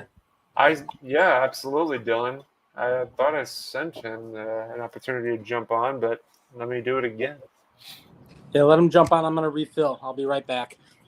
All right. Yeah, as soon as I got Sammy sent in the group chat that I'm in earlier, and I was just like, maybe I'll hop in, I'll see. And then he sent it to me individually, and I was like, okay, I gotta probably hop in. Yeah, we gotta. I'm being reeled in right now. I just gotta. I will say this much about Dom, is that for Dom is probably when it comes to statistics, I don't think there's anybody better than Dom. If you guys ever, Jason and Mook, if you guys ever watch or listen or watch the Kraken Cooperstown, it is so. It's just you're captivated by how much knowledge Dom has. That to me, that's one of the big takeaways. And also like the Jake's commentary, and it's just the partnership is perfect. Jake is challenging that in the chat. Yeah, he is, and I actually kind of agree because it's more so just like the preparation for those videos as opposed to like running the numbers off the top of my head. Like certain statistics, all of us baseball fans know, but like when you dive deeper into like these guys that have been outside of Hall of Fame and Major League Baseball for decades, you have to dig deep and put the time in to make a case. That's Jake will still turn down because he's a very small hall guy, but make a case that other reasonable people might actually agree with you. Mr. 5000 has officially arrived. Uh-oh. Your Highness! Goodness gracious. Look at that. So, did Tom Seaver play for anybody besides the Reds and the White Sox and the Red Sox? I gotta go. If Seaver had a sad face card like Brooks Robinson's 58, he would express that right now. I wish I can get this Seaver face up with the frown upside down. Now, Greg, this is hand in hand a legend with the White Sox, just like Carlton Fisk. Greg, now just so everybody knows, Greg is on the dawn of a summer. He's done with school now. Yeah. And so Greg's normal output of 7 videos a week is going to increase to 57 videos a week. Well, I gotta say, this 3-day weekend is really going to prepare me for the next 10 weeks off. It's really what I needed right now. So yes, I did actually finish finals today. Submitted my grades, and they'll be expecting me back sometime mid-August. Yeah. You mean you assigned the grades? You mean they're not right? No, these were earned grades. These are not assigned grades. I am almost certain no one would let me teach our younger generation, but boy, did I choose the wrong path. Dang, you had your summers off. Fantastic. Yeah, it's not all roses and puppies, I'll tell you that. We definitely have our moments, but yeah. Yeah. Oh, man. Yes. Greg, are you rooming with anybody at the National, or are you and Darren again? Grandpa Midlife is who I'm rooming right. with. Your dad is going. Yeah. I'm bringing. We were going to be at the hotel that Mike Moynihan is hosting the event, and then it was weird. The hotel sold to a different group, and when they sold, all of the reservations were like deleted. It was like gone. So there was this whole thing where everybody had to rebook. And then when I went to rebook, my room was not the same room. It was not the same price. And so I ended up kind of scrambling. And then I ended up switching to, there's kind of a cluster of hotels there. And then there's a cluster of hotels kind of southeast right along the highway. And so I ended up moving to a different hotel. So my dad and I will be there. Yeah. Very I cool. think we're staying. Oh God, I can't remember the name. It's like Embassy Hotel. I don't know, something like that. But all the way from Hawaii. Oh, Oh wow! Everybody. Hey guys. Hey, how's it going, everybody? Good to see you all. Dylan, it is wonderful to see you, my buddy. Great to be on with you. Yeah, Mook, your second debut, you're killing it. Dylan, I think this is the first time I'm on a live with you. So hello, Yeah. I'm Jason. Hey, Jason, nice to meet you. I've Nice to seen meet some you. of your videos before, so Very cool. Very cool. Thank you. Dog, good to see you again. So Dylan, you are legitimately interested in this? Yeah, I mean, I got to see it in the flesh. Of course. Or a really good HD video. If that thing is as centered as it looks and the image is good, yeah, I'll pay you 6 comps for that. Whatever PSA 6 average comps are, I'll pay you for it. No problem. So, yeah, dude, that card is one of those unicorns to find centered like that. So, yeah, I want that card. I said that since day one when you first got that card. I remember seeing it. I was like, oh, that thing's sick. Greg, I might be putting my 81 Harold Baines on the block if you got any interest in that. I know you. Oh, man. Well, it depends. What's the grade? I think it's an 8. So, high dollar stuff. It's like $8. Right, something like that. So, Dylan, where are you staying in Cleveland? I feel like we need like a Disney World map of where everybody is. Like, could we get like one of those? Who could put that? Yeah, I have no idea. I don't know where I'm staying. I have no idea, but I know who I'm staying with. I'm staying with Scott, Reindeer Studios, like the Misfits crew. I'm staying at that house, the party house. So it's gonna get rowdy for sure. Okay. What happened to How long is your voyage going to take you from when you leave the island? I don't know yet. I haven't bought my ticket, but it's a long way. I mean, I'm talking 30 plus hours of travel time, probably. Okay. Really? It sucks. It's a lot. It sucks. I just looked mine up. I'm staying at the Red Roof Inn. Ooh, nice. I'm assuming it's the one that has a red roof. That's not. I mean, you better be getting like a hot tub in the room and everything. I mean, that's for Mr. 5000. Now you better expect top notch.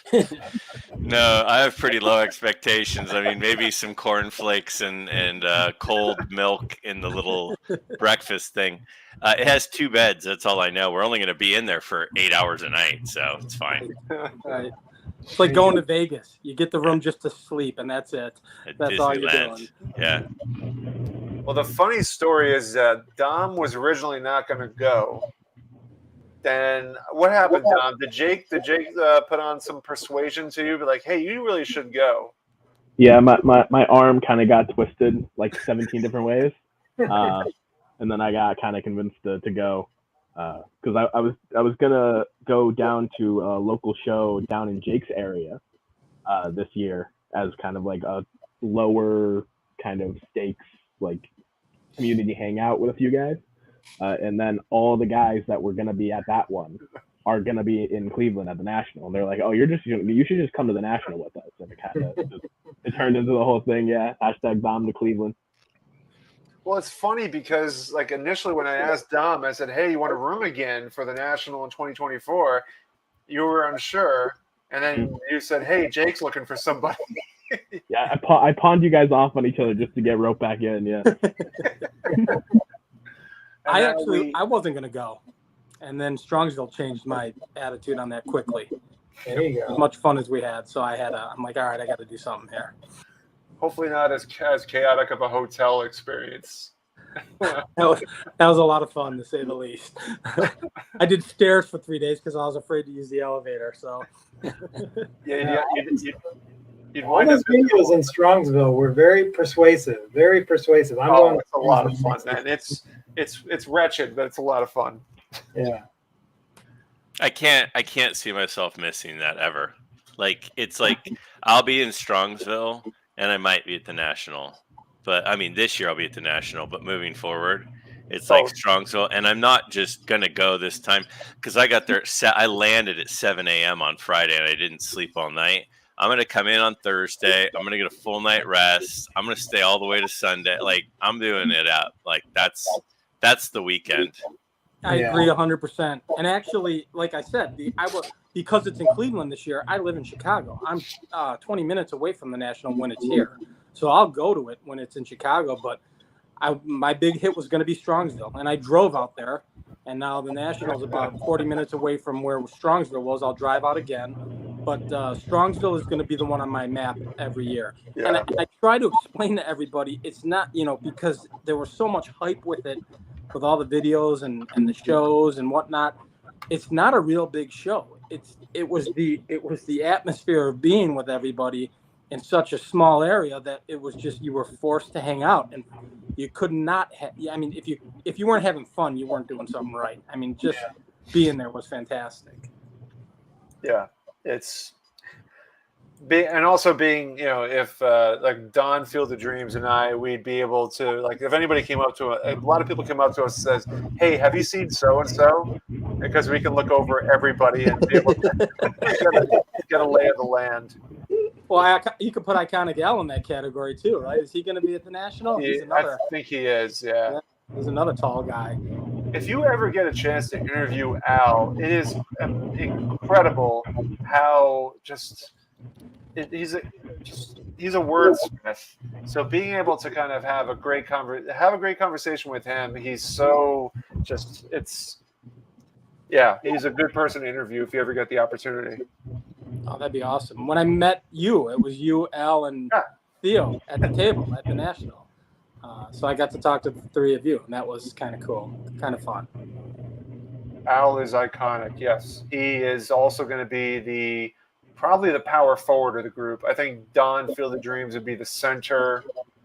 I might be a small forward. Oh, you're the Scottie Pippen? Dylan can be the point guard.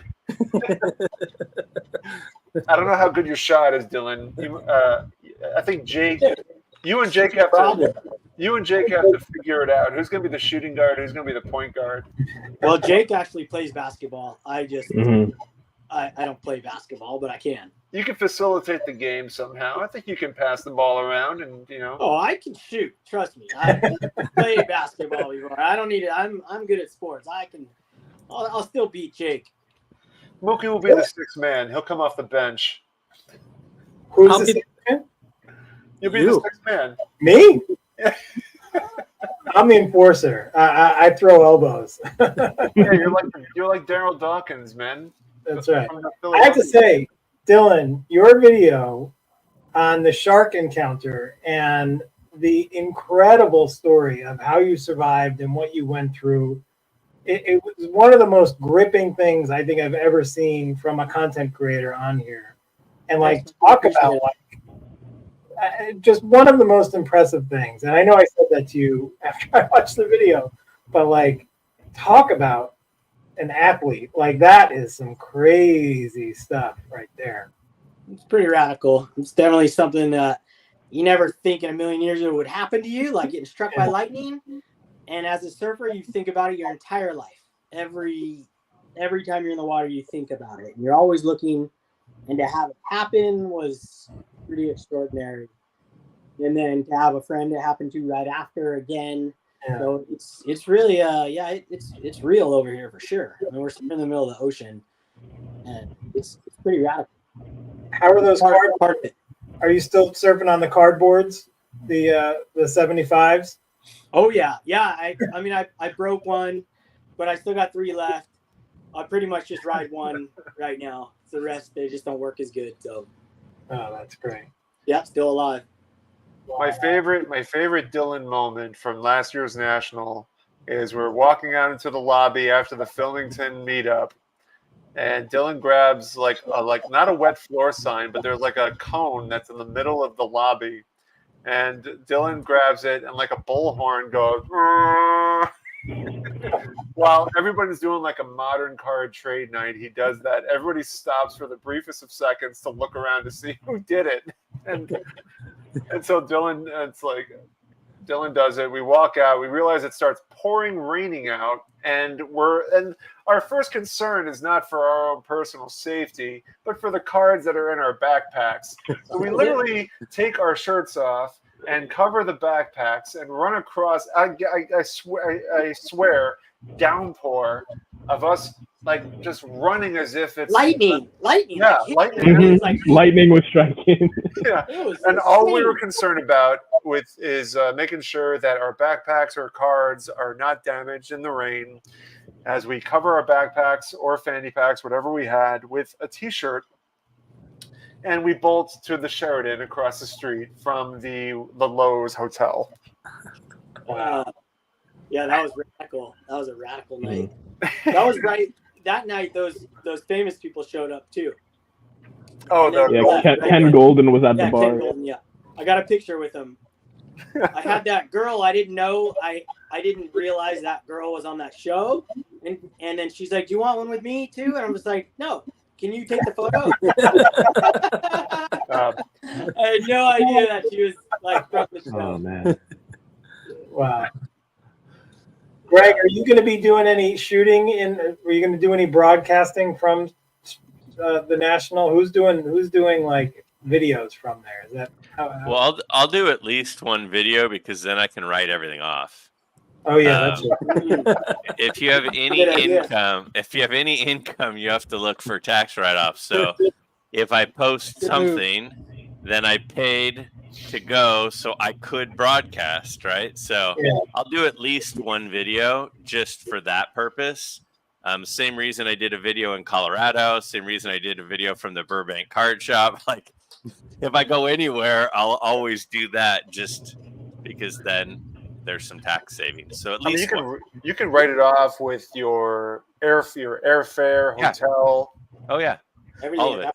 Yeah. I mean, Greg, I know you're making $1,000, like more than like thousands a month from your channel. Oh, dude, you wish. I tell everybody because if people ask, the pay is not that great. The pay is about 1 cent per view.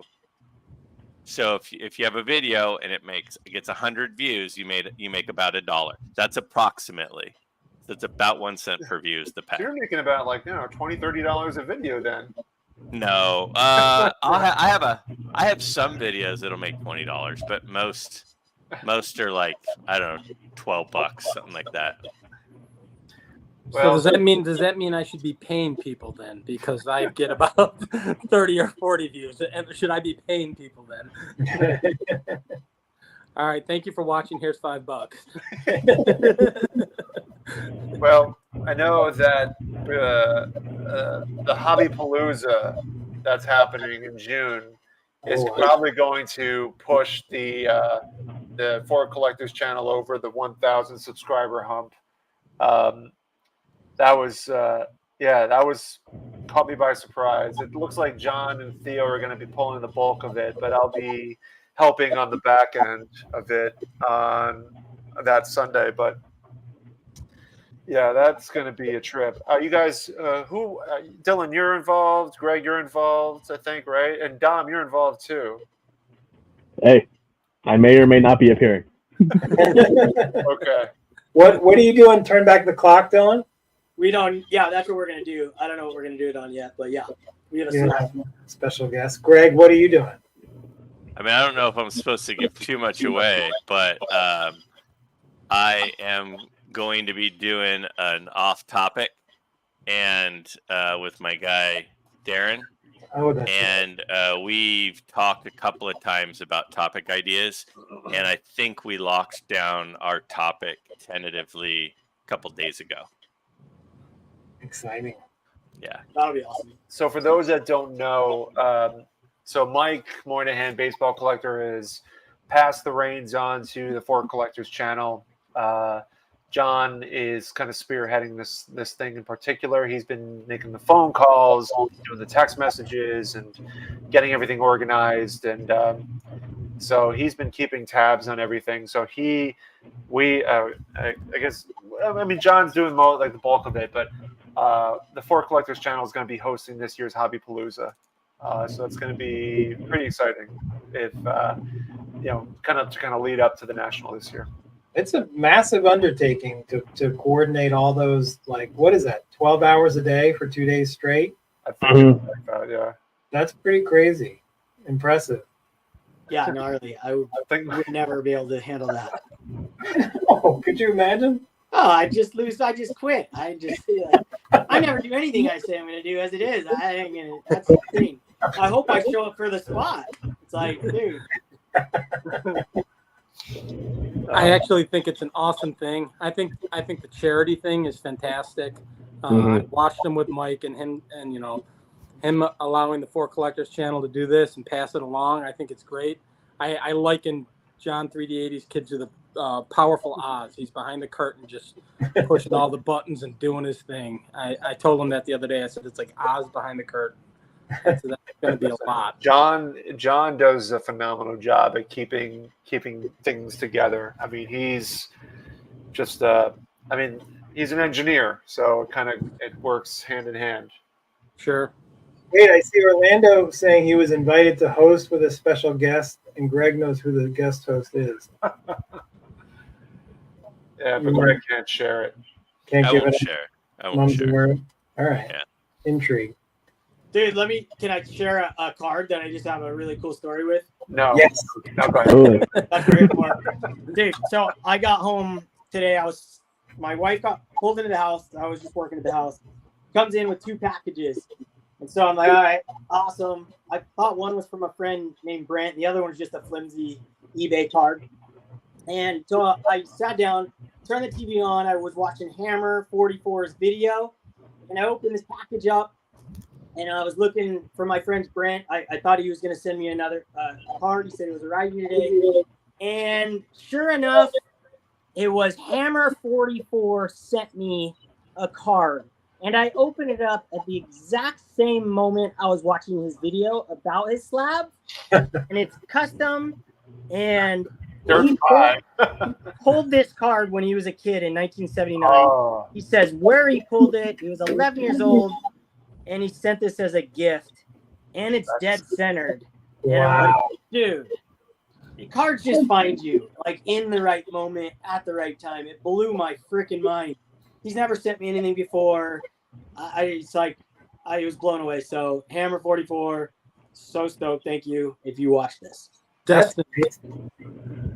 Destiny. And he's using the same slabs that you have. Is that the same? Yeah. Same slabs, and he's doing custom labels. I don't know how he's doing them through them or if he's doing them himself. But I scanned it, and I didn't even realize it was Hammer 44 till I scanned the thing.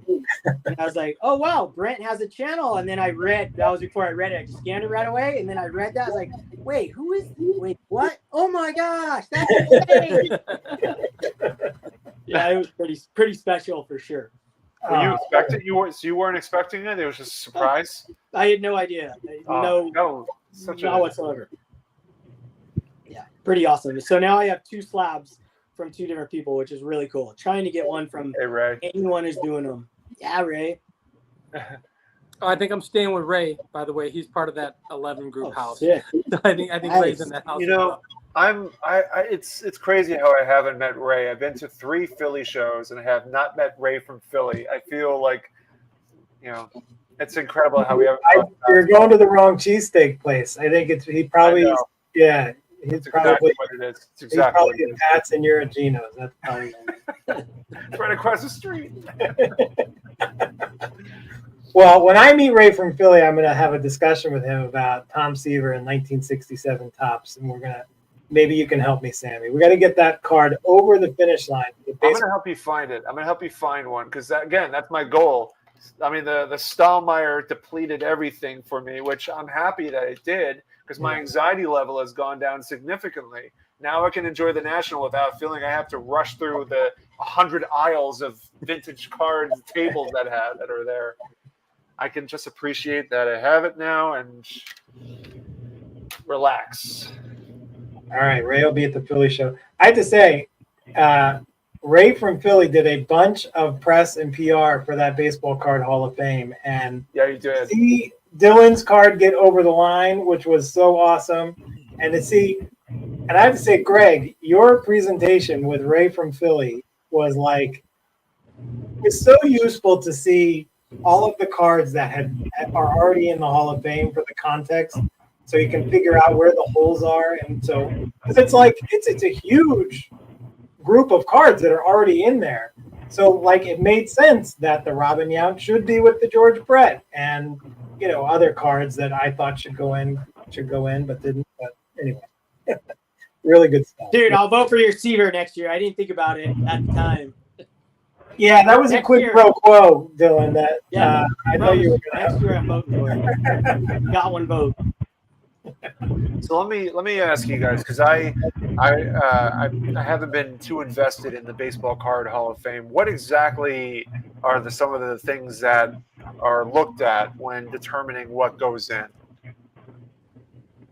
Well, now it's based off of everyone's opinions, or we can all put a card out and Ray can pick from that group of cards to put on the ballot. It's just Ray from the beginning, and he had people along the way. Quite simple, really. I mean, I think it's the coolest thing ever for me personally to be able to vote on cards making into this, even though it's not in the Hall of Fame or beyond the group of YouTube collectors. But to me, it was insanely unique and special. I love it. It's my favorite thing on YouTube. Way better than the YouTube Hall of Fame for YouTube channels. This kicks this kicks its butt because there's no wrong. It's how you can't get mad at anybody. It's all about the cards. It was just, I love it. I don't know how you got to get into it next year, Sammy. Run a promo on your channel too. Have Ray on there. Yeah, that's a huge undertaking as well. When Ray goes through to make that happen, that's a ton of work, an absolute ton of work. And this was the first year I got into it. I wasn't really familiar with it until this year. I'm following all the other channels and seeing what it was about. So it was very cool. And I think, like Ray said, I think when he was with you, Greg, that was huge for him. They got a ton more votes based on that, and it kind of took it over the top. Well, I mean, I had fun hanging out with Ray. Ray is such a great guy. It was the first time we had ever talked.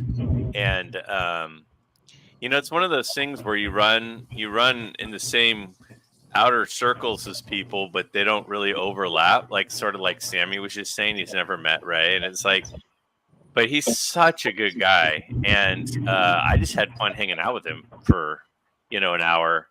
And I do think that there's a couple people in the chat right now. Andrew's talking about the Hank Greenberg, which I voted for it, and I ranked my votes, and I ranked that pretty high.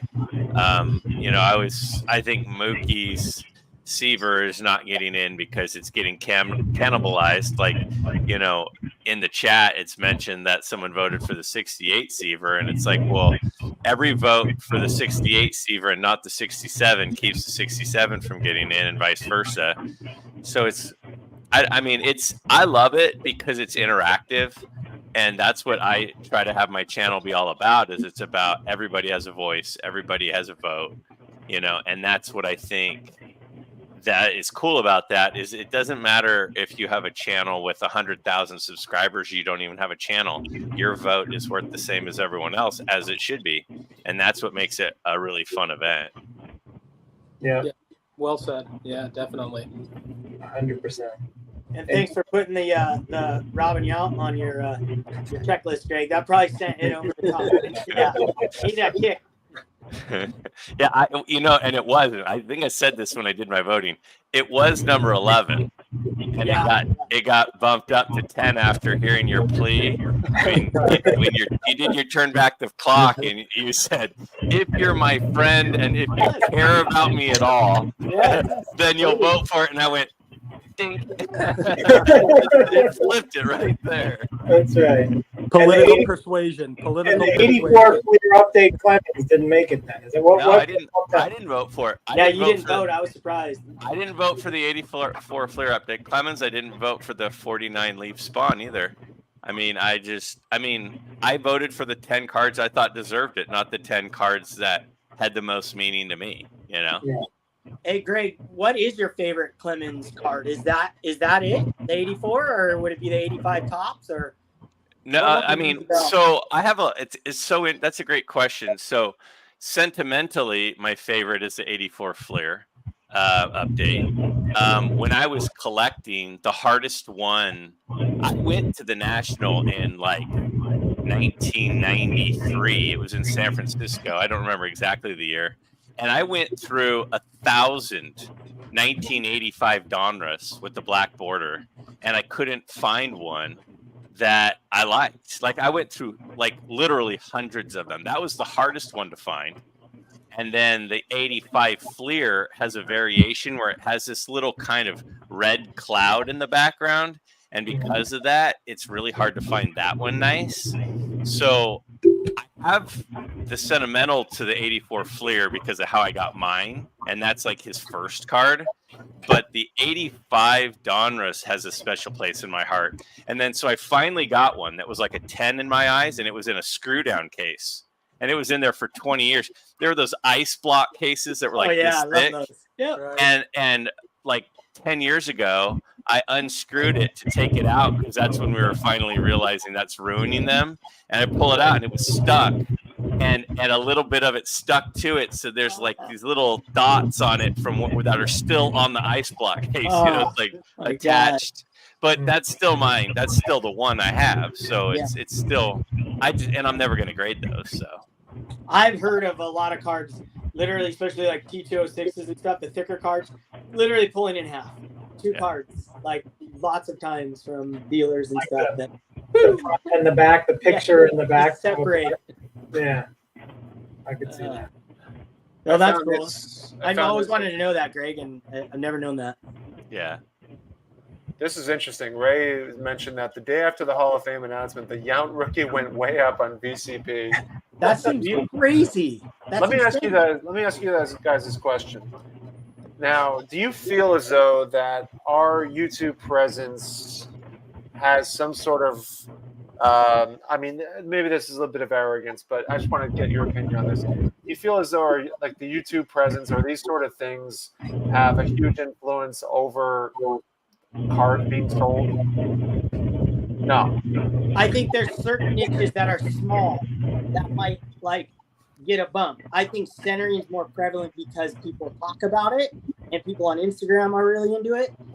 And there's not that many out there. So I think that definitely made centering more popular. It wasn't like people were at the card shows talking about centering until YouTube and things like that. But and maybe some pre-war unique items that people are more aware of. But overall, I don't think it has any effect whatsoever. But that's my opinion. I think when there's awareness of a card, then it affects the pricing. So I don't think like me saying, "Hey, I think this is a cool card," makes it go up in value. But I do think if 5 channels all within a short period of time, big channels say, "Hey, dude, this card is really an elite iconic card that was kind of off of people's radars." Like I could see like that Josh Gibson card that a lot of people weren't aware of. I could see a card like that having a little increase in awareness and then therefore demand that it could affect the price.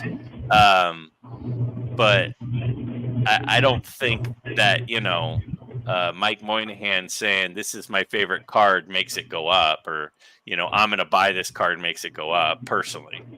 Gotcha. It's funny. Agree with all that. One of the most interesting things about that this year's vote was like something like almost 1,000 people voted. Is that right? Maybe Ray can tell us what the number was. And like 850 or 900, yeah. 850 or 900. So that tells you what the sort of general, like maybe give or take 100. That's people that voted twice, maybe. Greg, I'm not saying you. So that gives you a sense for how big this community is. Like, somewhere in the 700 to 1,000 range. And, if 10 of them went out and wanted to get that Sadaharu O Benko card, could that move the needle a little bit on that? Maybe. But, I don't know about Robin Yount. Maybe. Yeah. I think it also depends on the supply of the card. Like you said, there are a million of the 84 Fleer Clemenses out there, but the Josh Gibson is a really rare card. So all it takes is a small increase in demand for a smaller supply card for it to have a bigger increase in the price. So the common cards, like the, Bill Ripken, FF card, that's not going to see it shoot up, but some old Judge card might, because you just need 4 people to go for it to really affect the demand. But there's also, there's other outside influence. There's other outside, sources as well that people look to. Like I know Net54 has a huge presence, a huge presence. It's been around forever, and obviously there's Facebook groups. So there's so many different sources out there that can provide feedback on certain cards as well outside of the YouTube community. But I think everything plays a role into it in some ways, one way or another. Sammy's going to get the transagram market. That's all. It's blossoming, man. I'm telling you, it's blossoming. I actually believe we're a small segment. Vintage collectors is a very small segment on YouTube. But I think when you look at it as a whole, me coming back into the hobby several years later, much smaller channel than you guys, just starting, I can honestly say I'm going to choose my own path. Our demographic is older guys, right? So I'm going to choose my own path. I'm an old enough guy to go, I'm going to collect what I want to collect. But certainly learning from others becomes influential, right? So as you're learning about these things and you're figuring them out, and someone shows you a 59 Aaron, and you say, man, that's, you fall in love with the card, or the 53 Bowman Mickey Mantle, you fall in love with the card. That has some kind of impact. It does. If you're learning and you're just on the channels to learn, sooner or later, that's going to, through osmosis, kind of get into your head as to those are the cards that I want. That's what I need.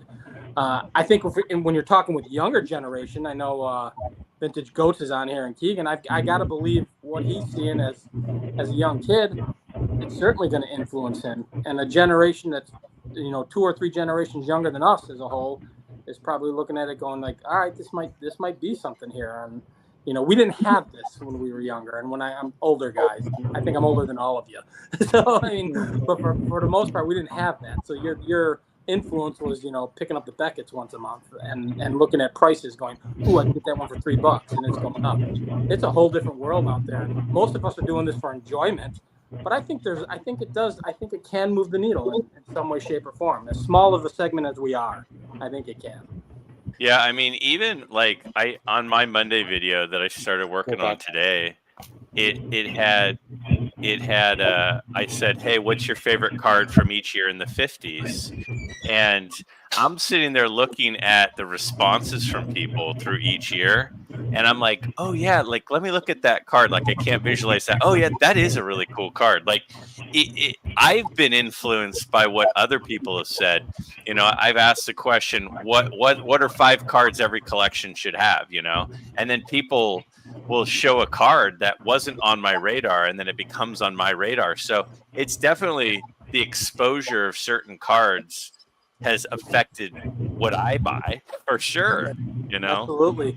I watched a video of yours, Greg, and I don't even know when you put it out. You were doing top sets. What is everybody's favorite sets? And you almost looked surprised that the 56 set was up there. Yeah, I was. And in my head, I'm thinking, well, that's my set. So I love that set. And that sways people. And people start to look at it and go, hey, wait a minute here. Well, maybe I need to rethink this and look into this a little bit. So. Yeah. My dad is big on the 56 top set, and he's been buying all the Hall of Famers for that set. And in fact, on my community pickup video for next month, you'll see he made a really big one on there. But it is a great set. I've always thought of people talking about like the 52 tops. I've always thought about people, talking about the 54 tops and the 33 Gaudy and the T206. So I do like the 56 set a lot. And it's not that I was surprised because it's not a good set. It's just not a set that I thought other people thought of, especially because the 56 set doesn't really have a rookie card. I mean, it has Aparicio, but it doesn't have a crazy rookie card. And so it's sort of like if you were to build a set, it's actually a really affordable set to build because the big card is the Mantle, and then Maze is pretty big, and then Jackie's okay, and then the rest of the cards are fairly affordable. Correct. Yeah. I'm about 18 cards away from the Hall of Fame run. Oh. But I've got a couple big ones. The Jackie's a big one. I got the Mantle, so that's great. No, Jackie's not a big one, dude. I will go pinhole, Mookie. I will do it. I will do it. He's about to show you. There's a Jackie. Phenomenal. Personalized. There's the hold on. Where is that? Do they have an arrow pointing to where the pinhole is? No, there's not a pinhole. It's a paper clip. Oh. Paper clip. And then I love the research that you do, Mookie, when you tell us the difference between the pinhole and which tack and which paper clip. I love it. It's cardboard archaeology. It's freaking fun. Well, you got a lot of people loving that. They say 56 man is so beautiful, but the Jackie is. And then Petty's asking, when did Jackie retire? Jackie retired when he got traded to the Giants, and he actually 56. retired. He actually retired in January of '57. So he got traded in December, and then decided to sort of sleep on it through the Christmas season, and then decided to retire. Love it. Love that. Hey, Dom, I got a question for you. I mean, everybody can chime in. I know it's your show, Sammy, but hey, Go ahead, man. Hey, you know how when we look at cards, the values are like Mickey Mantle is so much higher than Willie Mays, although people would argue Willie Mays is better when you look at his entire career. But you could argue Mickey had better couple of years. But as a person like you who knows all of that, do you think, because statistics have been around for quite some time, war, all that stuff, I think people probably thought in the beginning things like Willie would leapfrog Mantle. But do you think that will happen eventually? And also, do you think that the game of baseball will go back again to the time and use less analytics and let these pitchers pitch longer in 10 years? Or however long, do you think it's going to change again because things change, right? Or do you think they're stuck on analytics? And so there's kind of two questions, two parts to that. Yeah, I so understand any of it. Mickey Mantle is the cardboard GOAT, not because he's the best player necessarily, but because he's the most popular. And he has amazing first ballot inner circle Hall of Fame statistics despite the alcoholism and the injury early in his career. So he has that what if prospect mindset that people are really attracted to, paired with being the golden boy, Yankees, MVPs, winning Triple Crown, World Series, all that stuff. So he's never going to get surpassed, even though I do think Willie Mays is the better baseball player. But for baseball, history repeats itself in some ways, but I just don't see them getting away from these analytics. Like there might be some teams that focus on new analytics that aren't invented yet, or move away from certain ones that are really popular now. But I don't see teams stopping the ability to use math and different perspective to try to gain an edge. I just think that's going to continue to develop over time. And we're seeing that right now with the pitch clock. I mean, there's been a ton of injuries and stuff like that. So how they condition and use pitchers and use the pitch clock and spin rate and trying to get the most movement on every single pitch, like that approach might change over time. The rules might change over time, but I don't think analytics are going to go away and they're going to go back to just trying to put the ball in play and hit for a high average all the time. They're worried about what has the highest percentage of winning the game in the current climate. All right. Nice. Yeah, I think it's the popularity contest. I mean, it's a fun conversation to talk about why aren't better players worth more. I mean, I talk about that on my channel all the time. It's like, this guy was really good. He was better than this guy. Why isn't his card worth more? Well, it's because he's not as popular. You know, the homecoming queen. When we were going to high school, she wasn't necessarily the prettiest girl, but it helped, right? And it's like you're popular because of a series of factors, and it's not just one thing. And so I think the popularity contest will always be Mantle. But you know, it's funny that you're talking about the analytics and stuff, because when I was golfing with my buddy Matt Manning, the Tigers pitcher, he was saying that the big thing that the GMs are looking at now and they're paying contracts and stuff on is largely the swing and miss rate. It's not as much quality starts. Like, remember, it was quality starts, 6 innings, you know, with 3 or less earned runs was like the number you wanted to have quality starts. But now it's, what is your swing and miss rate? Because they don't even want the ball getting in play. And Matt's like, well, if my swing and miss rate is high, then my pitch count's also going to get high, which means we're going to need the middle relievers more.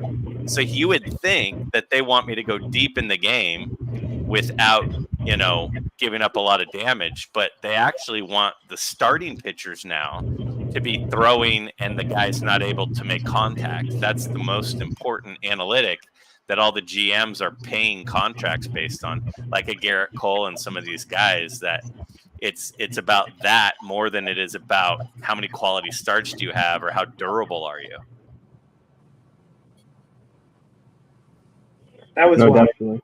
That was why Jacob deGrom was such a unicorn. He was like a closer it was like you had a closer for 6 innings or 7 innings, and he would miss bats, and the ball was never put in play, and his arm is about to fall off now. Right. And he would hit home runs too to make sure that he would be able to carry his own game. Yeah, he just can't do it. He's a shortstop from Stetson University, man. Yeah, that's the weird thing about him. He started out as a shortstop. He's the same age as Kershaw right now, and he's been in the league for way less years. Yeah. So it's an interesting case with him. Yeah. But that's the conversation too. I mean, I've had a couple of people asking me recently on my channel, like, what do you guys think? How many pitchers are going to be making the Hall of Fame?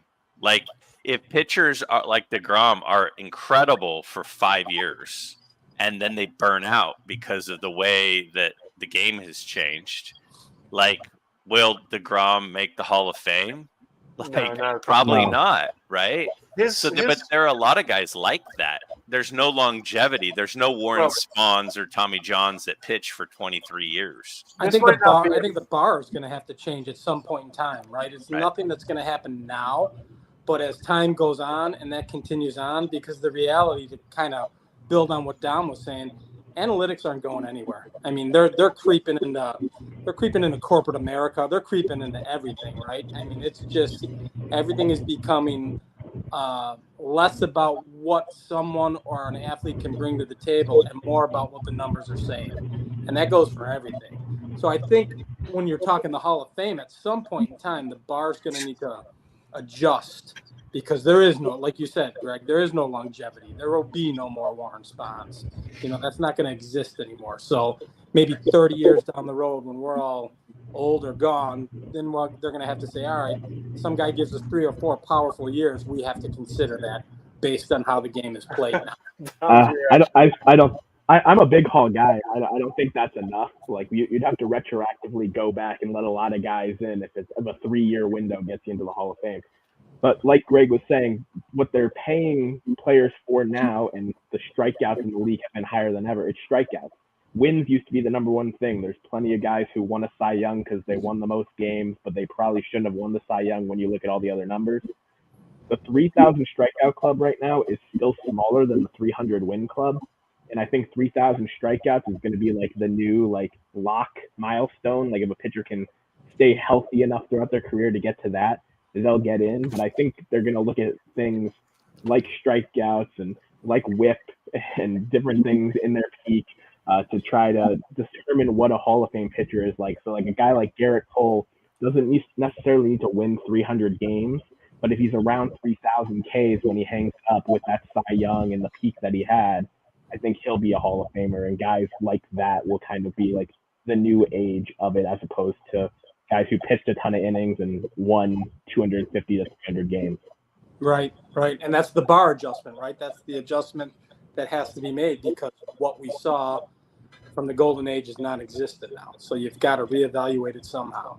Yeah, dead ball era to live ball era. Like you have to judge the player for the elements they're playing in. Exactly. Well, I mean, I was looking at Louis Tiant the other day, and he had like 2 seasons in a row where he had like 23 and then 25 complete games. Mm-hmm. 25 complete games in 2-year span. He had like 48 complete games, and you're like, when was the last time? There you go. When was the last time a guy had more than 4?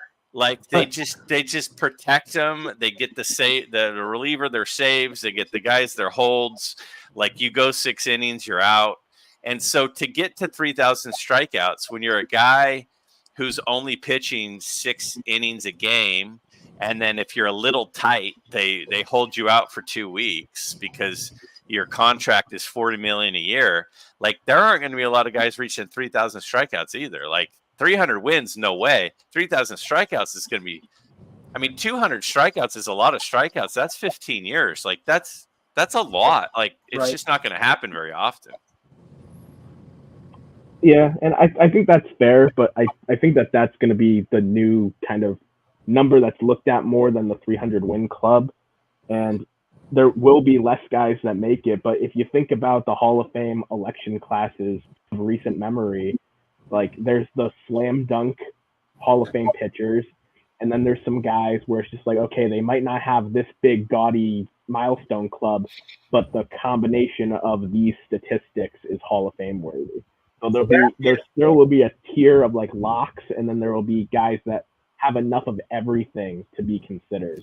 But guys like DeGrom that had such a short window, I think those guys are going to continue to get passed over, like we saw with the Saberhagens and Lincecums and all the other 2-time Cy Young winners that got passed over by the BBWAA. Is Sabathia up next year? When's he up? He'll get in. Yeah. Yep, 3,000 Ks over 250 wins. Yeah, he'll get in. Wow. I'm looking at all the statistics right now of career leaders in strikeouts, and Garrett Cole is up there with, what is he at? He's already over 2,000. Yeah, he's at 2,152, but this year being hurt definitely affected his possibility. He's 33 years old, and given how meticulous they are about pitching, and just how many injuries there have that sprang up in the more recent years. I mean, so just to give you some perspective, 2,152 strikeouts in 1,859 innings pitched is what I'm seeing here. I think if I have it right, yes. And then the current, Kershaw is at 2,944. Scherzer's at 3,367, and Verlander is actually one strikeout more than him. So those three are the locks that down. Oh yeah, no, those guys are locks. But I mean, I was going down the list and I was trying to see like what players are in their 20s that are, getting close to 1,000. And I haven't even come even close to anybody. I'm going down this list and I'm looking at current players. Like I'm passing names like Kyle Hendricks and Michael Wacha. Aroldis Chapman is 397 all time. Scherzer and Verlander should go in as Mets, I believe. I'll put that out. It's controversial, but that's my take. It's my hot take. I guess Lucas Giolito, he is 8 years into the majors and he has 1,077 strikeouts and he's 29 years old. Where is he now? He's not with the Angels. He's rehabbing with the Red Sox right now. He's with the Red Sox. That's the yes. Right. We signed a bunch of pitchers to rehab with us this year. Once he left the White Sox, I forgot about him. But yeah, it's not going to be. But we're kind of expected to come in bunches like Scherzer, Verlander, Kershaw. It's probably only going to be like one or two per generation of pitchers. Mike Petty's right. Cole's the next one, and there's probably going to be someone else that emerges from this next group in the next 5 years. Dave Kingman should be in the Hall of Fame. He has 1,800 strikeouts. Somebody's going to get him. Who's like? There's like what's the guy's name who was a Yankee that got Gallo, Joey Gallo, who got run out of town. These guys. They came up with a statistic recently where Joey Gallo had 14 hits since last year, and then. It was the guy who just went to the Padres. Arias has 14 hits since he came to the Padres. Yeah, yeah, he's hitting like 330 again with the Padres right now, or higher. Yeah, he is a monster. Yeah, he's an absolute beast. Yeah, I'm going through this list, man. Like, there's nobody. Like, all the current players that are on this list are like 30 and older. And it's going to have to almost be like a different threshold and then like the K per 9 innings rate, like ratio or something. Right. But it's a different game. And that's the thing about baseball is that baseball was always the stats mattered because the game didn't change that much. And in the other sports, all the games changed. And so the stats don't matter as much or they're not as relevant. But things like how they protect these investments of these big pitchers completely has changed the trajectory of pitching stats for sure. That's that's why the Judge home run chase, and I know you're all over that one, Dylan, was such a great throwback. Like that is an actual measuring stick that actually has held up over 100 years. When did Babe Ruth hit 60? So like 1927 or was it 1914? I don't know. But it's been 61 years later. The Yankee fan on here should know that. I'm calling you out for it. Well, it wasn't 1914, I know that. Yeah, 14's too early. I think it was 1927, September 14th or something. But that's why that number was so impressive and interesting and such a compelling chase, even though it's sort of Barry Bonds and the rest of that crew blew those numbers out of whack. That was a cool chase. Well, the other thing that's going to affect a lot of things is the DH being universal because a lot of those guys can hang on an extra 4 or 5 years and they're not a liability in the field. And so they pad some of those numbers. So I think the hitter stats will hold up, but I just don't see pitching stats. It's going to have to be different. Like you said, the approach being different, though, the hitter approach is different, too, with trying to hit with a launch angle and go for extra base hits instead of contact. So 3,000 hits is kind of the same thing. Like 3,000 hits used to be, this is the marquee, the greatest players of all time play long enough to get 3,000 hits. I don't think there's anybody tracking right now that's a great bet for 3,000 hits. Altuve and Machado have outside chances, and then you have to bet on kids that are in their early 20s right now to stay healthy and be good for Right. Well, a couple decades. all of these guys are having the Tiger Woods syndrome where their bodies are breaking down because they swing so hard. I mean, Mhm. Judge misses 20 games a year because he pulls an oblique, and Giancarlo Stanton misses 40 games a year because he pulls an oblique, and their hips and their knees are all jacked up. I mean, look at Trout, his back and his knees, and it's like it's because it's a different game. But they're getting paid and they're signing long contracts, so they're going to be around, but they're going to miss a lot of time. Yeah. And no one's going to hit 300. I mean, how many career averages will finish above 300? There's only 4 active players right now with a minimum amount of at-bats, I forgot what the number is, that have a career average over 300. And who are they? Mike Freddie Trout, Freeman? Freddie Freeman, Luis Ariz, and, oh my God. I read this at the beginning of the season, so it might not longer be true. How dare mean- you forget? That's really I know, ridiculous. right? You can't remember. but those guys, again, they're on the I guess they're still sort of ascending. Like there's a downside to that mountain where they'll probably dip under 300. Not a knock against them, but like Arise is still fairly young of the Yeah. that you named. well, he's a freak. That guy. Yeah. He's a Tony Gwynn guy. But like you I said, just Mookie, mentioned him, Jose Altuve. at the end, Mookie, they do dip. Mantle says that the biggest disappointment of his career was finishing under 300 because I think he was 298 or 299. And it's like at the end when you have that fall off and it throws off that number, you're right. Of those 4 guys, I bet 2 of them do it. Yeah. It's the same with subscribers, Greg. You got to keep going, keep that arrow going up. It's actually been down the last couple of weeks, if I'm being honest. Is this the only community where you get ragged the better that you do? Like Greg's getting ribbed for doing better than everybody else. I just don't think I don't think it's a measuring stick. It's agree. it's a byproduct of some things, but it's not a measuring stick. There's a lot of people that are way better than me. Yeah. That Mr. 5000 tattoo doesn't mean anything. Has anybody bought a shirt yet or a sweater? Oh yeah, I got one in the mail today. Hold on, let me get it. Look at that. Swear to God, I'm buying one and wearing it at the National. I'm buying one. I'd buy merch from all you guys if you had it. So I just want to say we are doing a Q&A Look at that. today. Look at that. That chin. Wow. You're looking at my mom's Mother's Day gift right here. Oh, wow.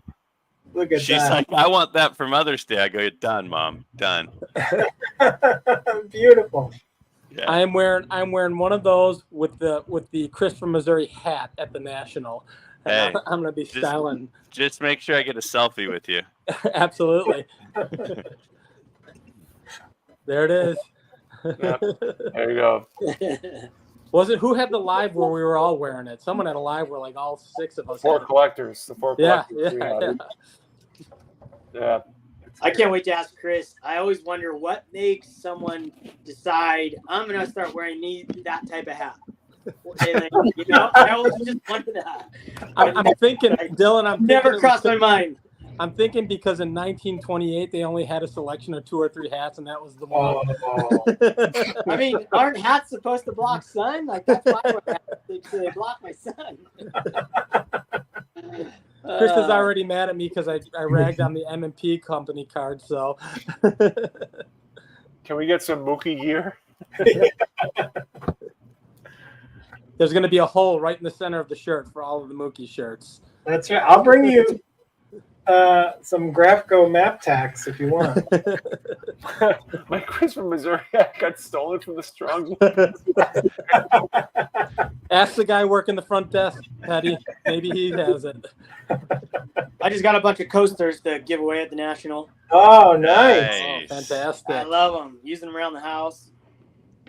Hey guys, My get wife here. loves I'm that. me. I'm hitting you up. I'm hitting you up for one of those. It'll be You got it. it'll be in my man cave. I'm actually slabbing up instead of selling. I have a bunch of cards I was gonna sell on Whatnot. I'm gonna slab them up and then I'm gonna give them away at the Nationals. So I'll probably have like 30 of my slabs ready by then. So first come, first serve. Coaster slabs? And I got them. I better get one. Pick them. Double D coasters. Mm-hmm. They also serve as booby tassels. Cannot wear a coaster. You can wear a coaster. We may not want you to, but you can wear it. What? Hey, Dylan, no more Whatnot? Is Whatnot I'm out? taking a break right now. It's a lot. It's a lot of work. It's a lot of. I seriously suck at like planning, like, because surfing takes everything. Like when I say I'm gonna do a video with Adam, you guys have no idea how many times we cancel on each other. It's like, I can't do it today. Oh, I can't do it. Oh, I can't do it. So we do one once a month. I committed to like doing it, and then I'm just like, man, it's so much. I'm just taking a step back, and I'm not. I'm just taking a step back. I can't commit to anything. Yeah. I can't commit to anything. I just want to enjoy this. So, Hey, Greg, you paused it too, huh? You're not doing it much anymore? Well, first off, Dylan is really good at it. Like he is made for Whatnot. Like when I go on his shows, I'm like, I'm not very good at this. Like I don't think I should do this. This is not what I'm cut out for. Because he's so good at it. A lot of the stuff that I want to sell, I've sold. Yeah. So I only want to sell stuff, and I don't want to sell high-end stuff. It's more for that mid-tier stuff. Yeah. And so I don't have a lot of that stuff that I'm looking to move. So it's fun, but it is a lot of work, and I don't think it's my forte. Okay. So I might do it again though. I like Whatnot. I go on Whatnot all the time. Whichever one of you two did the last one, that was the last time I was on it. So me too. It's the last time I've been on it. Did it interest anybody in a Journal American? Yes, you can. I'll take interest 5. me in it. Uh-oh. Yeah, I've actually was trying to get one, and then Mancini swooped in on me on one, but he didn't know I was looking at one. I got this. Yeah. This is the one that came back from Strongsville. Then I sent it in for grading. I do like that one. But I would rather have like a really low grade because it's black and white. I don't really care at that point. So yeah, that's probably too high a grade for me. Am I the only guy in the world who loves black and white cards? I Yeah, love black and white No. cards are cool, but you don't like a 10 looks a 4 looks like a 10. I don't Right. know. Right.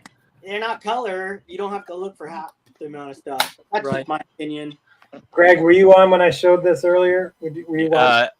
No, but you sent me a picture of it. Picture. This is a Larry Doby autographed poster, which you can see on the back. You see the guy's name, and the postmark is from 1955. So some kid sent this postcard to the Cleveland Indians clubhouse and got it back with Larry Doby's autograph on it. That's amazing. That's awesome. And that's the picture from the 50 and 51 Bowman. Yeah. And Because it's got, the guy in the stands is that spot in the stands, the to the left of him in the white guy. There were some people talk. There's like this whole like undercurrent of who that is and what that is. But go ahead. well, that's it. And it's got pinholes at the top and bottom of it. That was what sealed the deal for me. That's the That's caveat. awesome. It has to have pinholes. But that's like I'm basically with you, Dylan, on black and white for the most part. But this one sort of broke through for me. Oh, that thing's special. I mean, black and whites are cool. I love There's too many other things for me. I love the 39 play ball set. I just think it's an underappreciated set. I think the photography is phenomenal. And even when you look at the 40 and the 41s, I probably prefer the 40s over the 41s, over the colorized artistic look versus the actual photo on 40. I just love them. I mean, the best photographer of all time is Ansel Adams, and he only shot black and white. Right. I'm just trying to show my culture. Wow. I'm just trying to stay So quiet. well rounded. No one hates me. That's the only photographer we know. No, I used to have a subscription to National Geographic. Well, who's number 2 on your list of go photographers? Ansel Adams Jr. Oh, very funny. I thought of Mookie when I found this. This is Oh, yeah. kind of like a fun little replication of the Connie Mack All Stars, but with Doc Gooden I love that. during the All Star break. Very cool. That's Mookie, my if you maintain your cool status, I might give this to you. Oh. But you got to be cool. You got to be cool. He can rub that in Pete's face. It is nice. Nice, man. Oh, look at this bad boy. It'd Help be nice Pete up his game. No, Next time, give me a 58 and a 3. Right. Cool. How dare you? Yeah. Hey, Have I you, did pick up a black and white card this last week. Of course you did, Don. And it is What is? right here. So I'm not anti black and white cards, but they're not my first choice. I mean, it was like $100, so it's a Walter Johnson, Ooh. 1948 Topps Magic. Oh yeah. Yeah. That was sweet. That's cool. 100 Cool bucks? Card. The first top set. Yeah, and I've always known these existed, but I've never seen one in the flesh. And then I saw Paul Fast Breaks and Breakfast had one, and I was like, dude, I gotta get one for my Topps run. And it's just so cheap. I was just like, yeah, it was $100 or $120. Yeah, they're not crazy expensive. They're so What cheap. year is that? What year is that set? 1948. 48 Topps Magic photos. Yeah. They're really small. Like, I'm not gonna go collecting all these, but I wanted a Tiny. Walter Johnson forever because he pitched in Huntington Beach where I grew up. So I, might as well get that one. Yeah, most of the players are retired players, but there's a couple active guys. And then they have other sports and stuff too. Yeah, I actually saw Orlando said he's got the Wagner. I think that's the first time I saw that set. He showed that at one point in time. Oh, that's Matt is requesting that he wants to see more cards. So, like, Matt, you should just join the chat, join the conversation. Yeah, Matt's got piles of Aaron, Spawn, and Maddox too. I tried to help Matt get the Hires Root Beer 58 card of Aaron with the tab.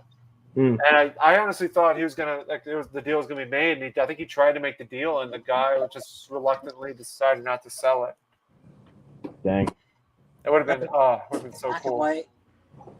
So I was like, I don't like black and white cards. Here's a bunch of really cool black and white cards. Ooh.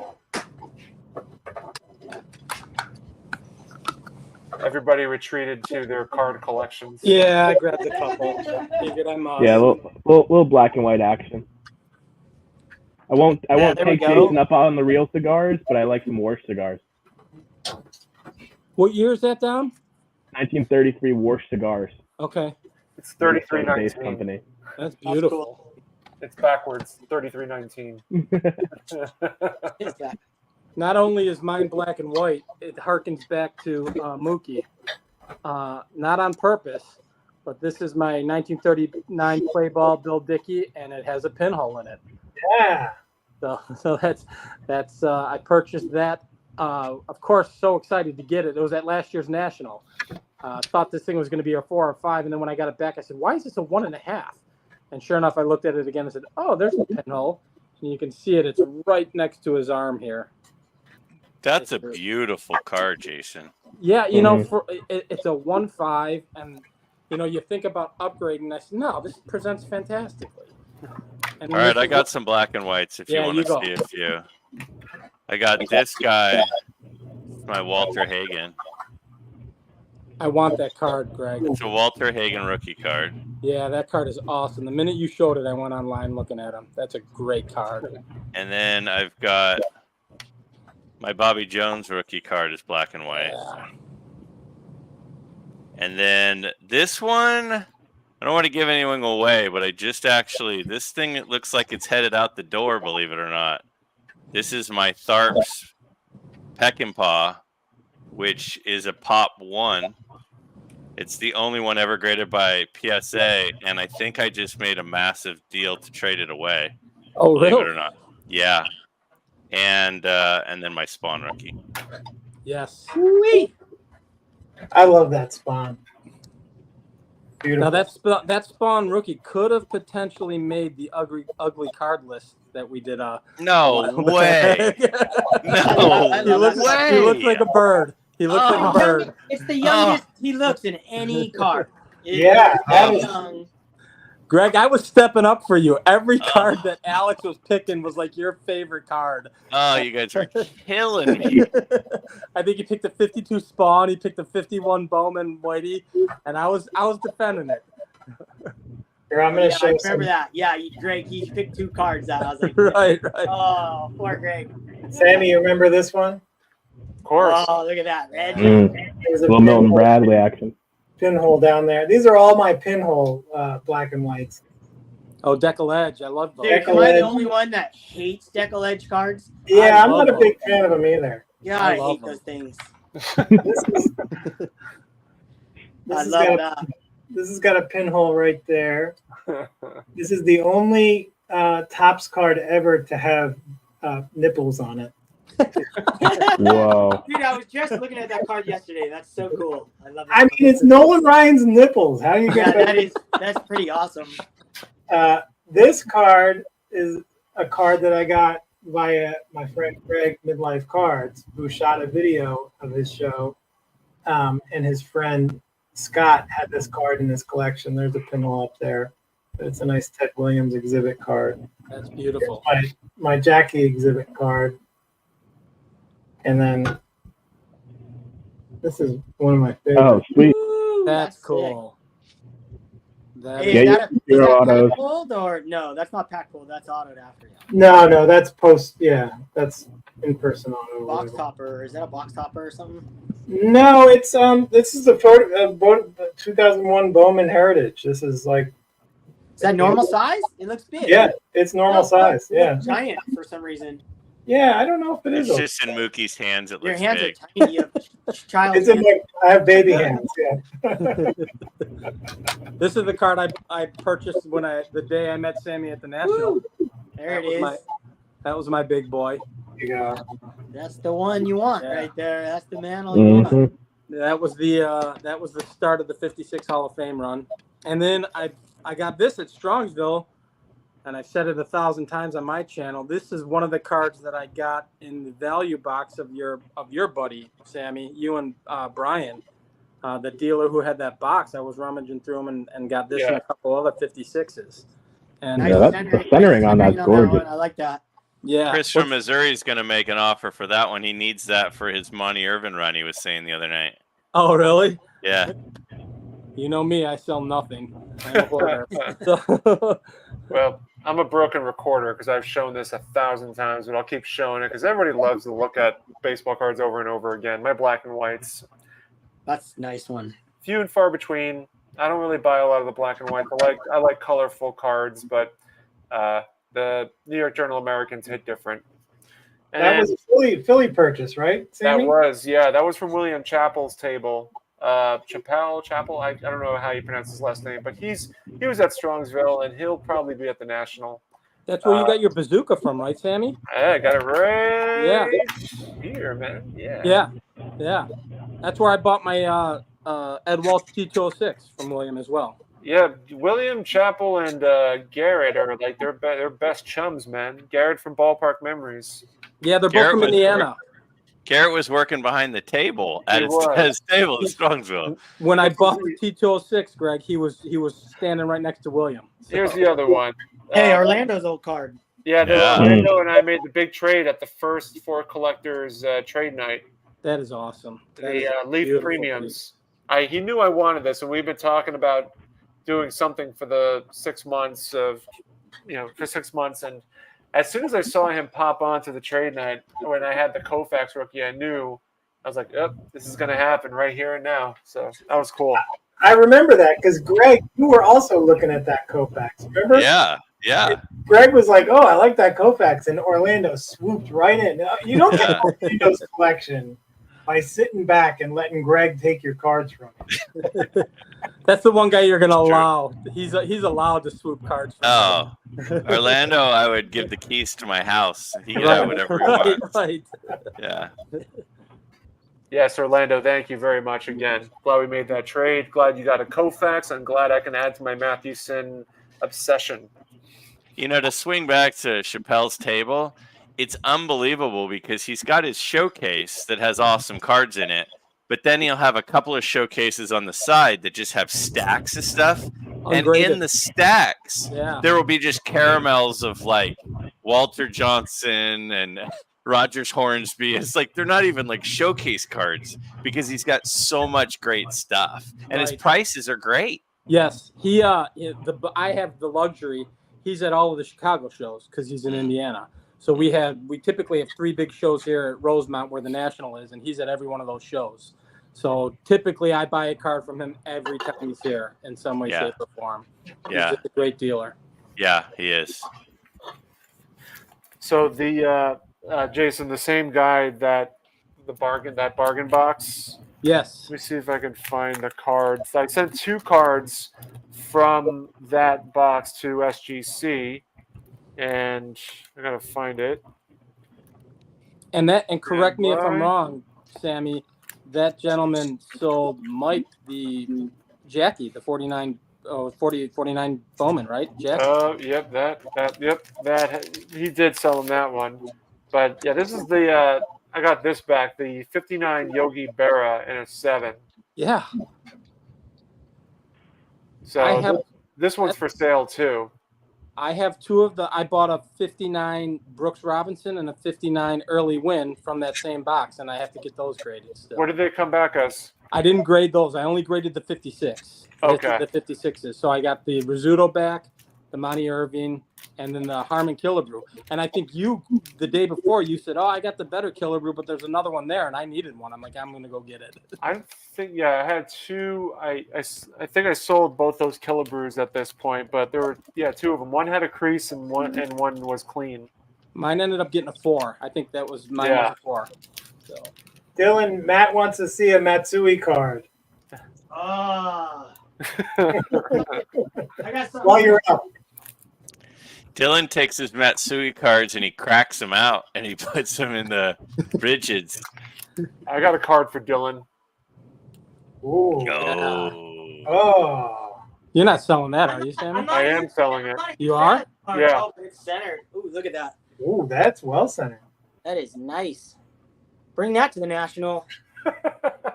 I'll bundle it with the Gibson. I'm going to swoop in on you, Dylan, on that one at the National. All right, it's all yours. I don't get it. It's not on my radar, that one. I feel like Dylan has like some sort of centered radar in his eyeballs. Had it installed as a kid. This is a Dylan centered. This was another Strong Joe purchase. Let me get. I know not the most popular player, but Luke Appling, 34 Gaudy. Oh yeah, I got that card. Yeah, absolutely love it. Part of my White Sox Hall of Fame run. Love it. I can imagine Dylan doing a video where like it's like which card is more centered, like a little competition, and then you have to get a ruler and measure it. I got a pickup here I haven't shared yet. I did a video with, I just haven't put it out yet. Oh, love it. The Hank 57 MVP, one of the hardest cards ever to find centered too, and good image. Thrilled to death, and nobody wants it because it's got the old serial numbers. God, that's ridiculous. It's an insane looking card. In the flesh, it's a beautiful, beautiful copy. Wow. Are you planning on reholdering that, or just No, gonna of keep course it as not. is? Why would I rehold it? Right. I'm perfectly fine in here for another 50 years. I love agree. it. It's crystal clear. I mean, it's still. It came in like a PSA bag, which is so funny. So the guy had it in like a dark, like an old school. I'd never seen one before. But I was pretty stoked because the photos were so horrible online. But I was able to do some research on it and found a better photo. but it came in this PSA slab thing. I was like, dude, that's awesome. So it stayed in the dark the whole time, right? So Right. yes. Oh, that's Yeah, good. I'm thrilled. I've been looking for this card for 2 years. I've looked at every copy that's come on eBay for the last 2 years. Like literally like one of those ones, just like the 57 mantle that I wanted forever, centered, and they're just hard, or you get outbid. Hey Dylan, when you find a card like that you can't find centered and you can't find one you like the looks of, and it's in a 5 holder, how much above 5 comps are you willing to go I for a didn't card even like look. that? I didn't even look at comps. I don't even know what comps were. I kid you not. I don't have VCP. I don't care. When I look at a card, it's tops. If it's tops, I know what I'm willing to spend on a card. Card like that, I paid $500, $525 or something. I have no idea if I paid $200 over comps or $200 under comps. I still haven't looked to this day. I bid $652 on the auction because that's what it was worth to me. I was probably paying like 7 prices. I don't even care. I don't know. It could be stupid, but that's how I look at my cards now. I don't think it's care anymore. I don't think it's stupid. I think that we're getting to a place where the grades do matter less, and that's why I was curious on where you're at with it. And in an auction, it's tough because all it takes is one other guy like you who's willing to go crazy for it for the same reason, and it gets up there. But yeah, you answered that question perfectly. Yeah, I mean, it is what it is. Like, if it went to 652 and I won it, fantastic. I've done bids like that on some cards that are impossible to find centered, and I get smoked by like $300. And the next day I see it on Instagram, and I'm like, that's it was way over comps. If I didn't look, but I just knew. Yeah, I do think the future is going to be looking at cards, looking at the card. The number to me is just some guide, and it gives people a chance to get cards for cheaper in most cases. Yeah. When I was telling you about that 52 tops maze, Dylan, I was telling that story earlier. Pete, he bought an SGC4 52 tops maze, and the comps were, he paid multiple thousands of dollars over the record price, and the dealer was not budging. It was not budging, and like that sale will never be recorded anywhere. Thank God. but he paid it, and someone else would have if he didn't come around. And like, you talk guys like Ashish and the big time dealers, they know it, and they can charge. Yeah, there you go. It was almost as well centered as Sammy's beauty there. Except I have a very very well loved. That's so what? That is beautiful. I love that. Yeah. You have the card. That's the important thing. Exactly right. Exactly right. I'll probably never own it because of that reason. Yeah. Well, fellas, I got to run, but this was a pleasure. This was fun. Dom, great talking with you, my soon, and I'll see you guys at the National. Absolutely. Can't wait, Dom. Can't wait to hang out again. You. Bye, Dom. Yeah. Well, I will say this much. Did not think this was going to go 3 hours. I did not think I was going to have all of you guys as guests. I think that's awesome. Kind of takes the pressure off me to have to speak for 3 hours. So I appreciate that. Yeah. But I think we've come to a point where we can all say our goodbyes, unless anybody has anything else they want to share with the world, with the 26 people that are watching. No, I appreciate you having me on, Sammy. Oh, Yeah. always. Thanks for letting me crash, bud. No, always have you guys on, and it's always a good time. So, anything going on with you guys this weekend you want to share with any baseball card stuff? I've got a video. I got a video coming out tomorrow that's got a heavy Mookie Chilson theme to it. Nice. So if you're a Mookie Chilson guy, tomorrow's 6 a.m. drop is going to be all gravy. I'll be waiting at 5:57 a.m. Yeah, if you didn't get enough in this 3 hours, I just want to say, Greg and Sammy, you guys are awesome guys, and I love being on with both you guys. And Jason, it's a treat to be on with you and meet you in, pixel form for the first time. And What about me, Mookie? I'm here. you're batting cleanup, buddy. And it really is. It's being in the comment section with you all these months and probably years, Jason, it's been great. So it's wonderful to meet you. And Dylan, you know how I feel about you, buddy. You're just a killer. You just kill it every time in every way. And honored to be on here with you and all you guys. So thank you. I appreciate that. I am your number one fan, as you can see. So that's a given. My number one fan left. All right, guys. Listen, thank you guys so much as always. Thank you for everybody in the chat for participating. It's a lot of fun. Always love the vintage chilling chats. You never know what's going to happen. So I hope you guys have a good weekend. We'll obviously circle back as the next week starts, and we'll be 1 week closer to the National, where we will all show each other cards that we all love and cherish. But until then, thank you guys so much. Have a great night, and take care, everybody. Bye-bye.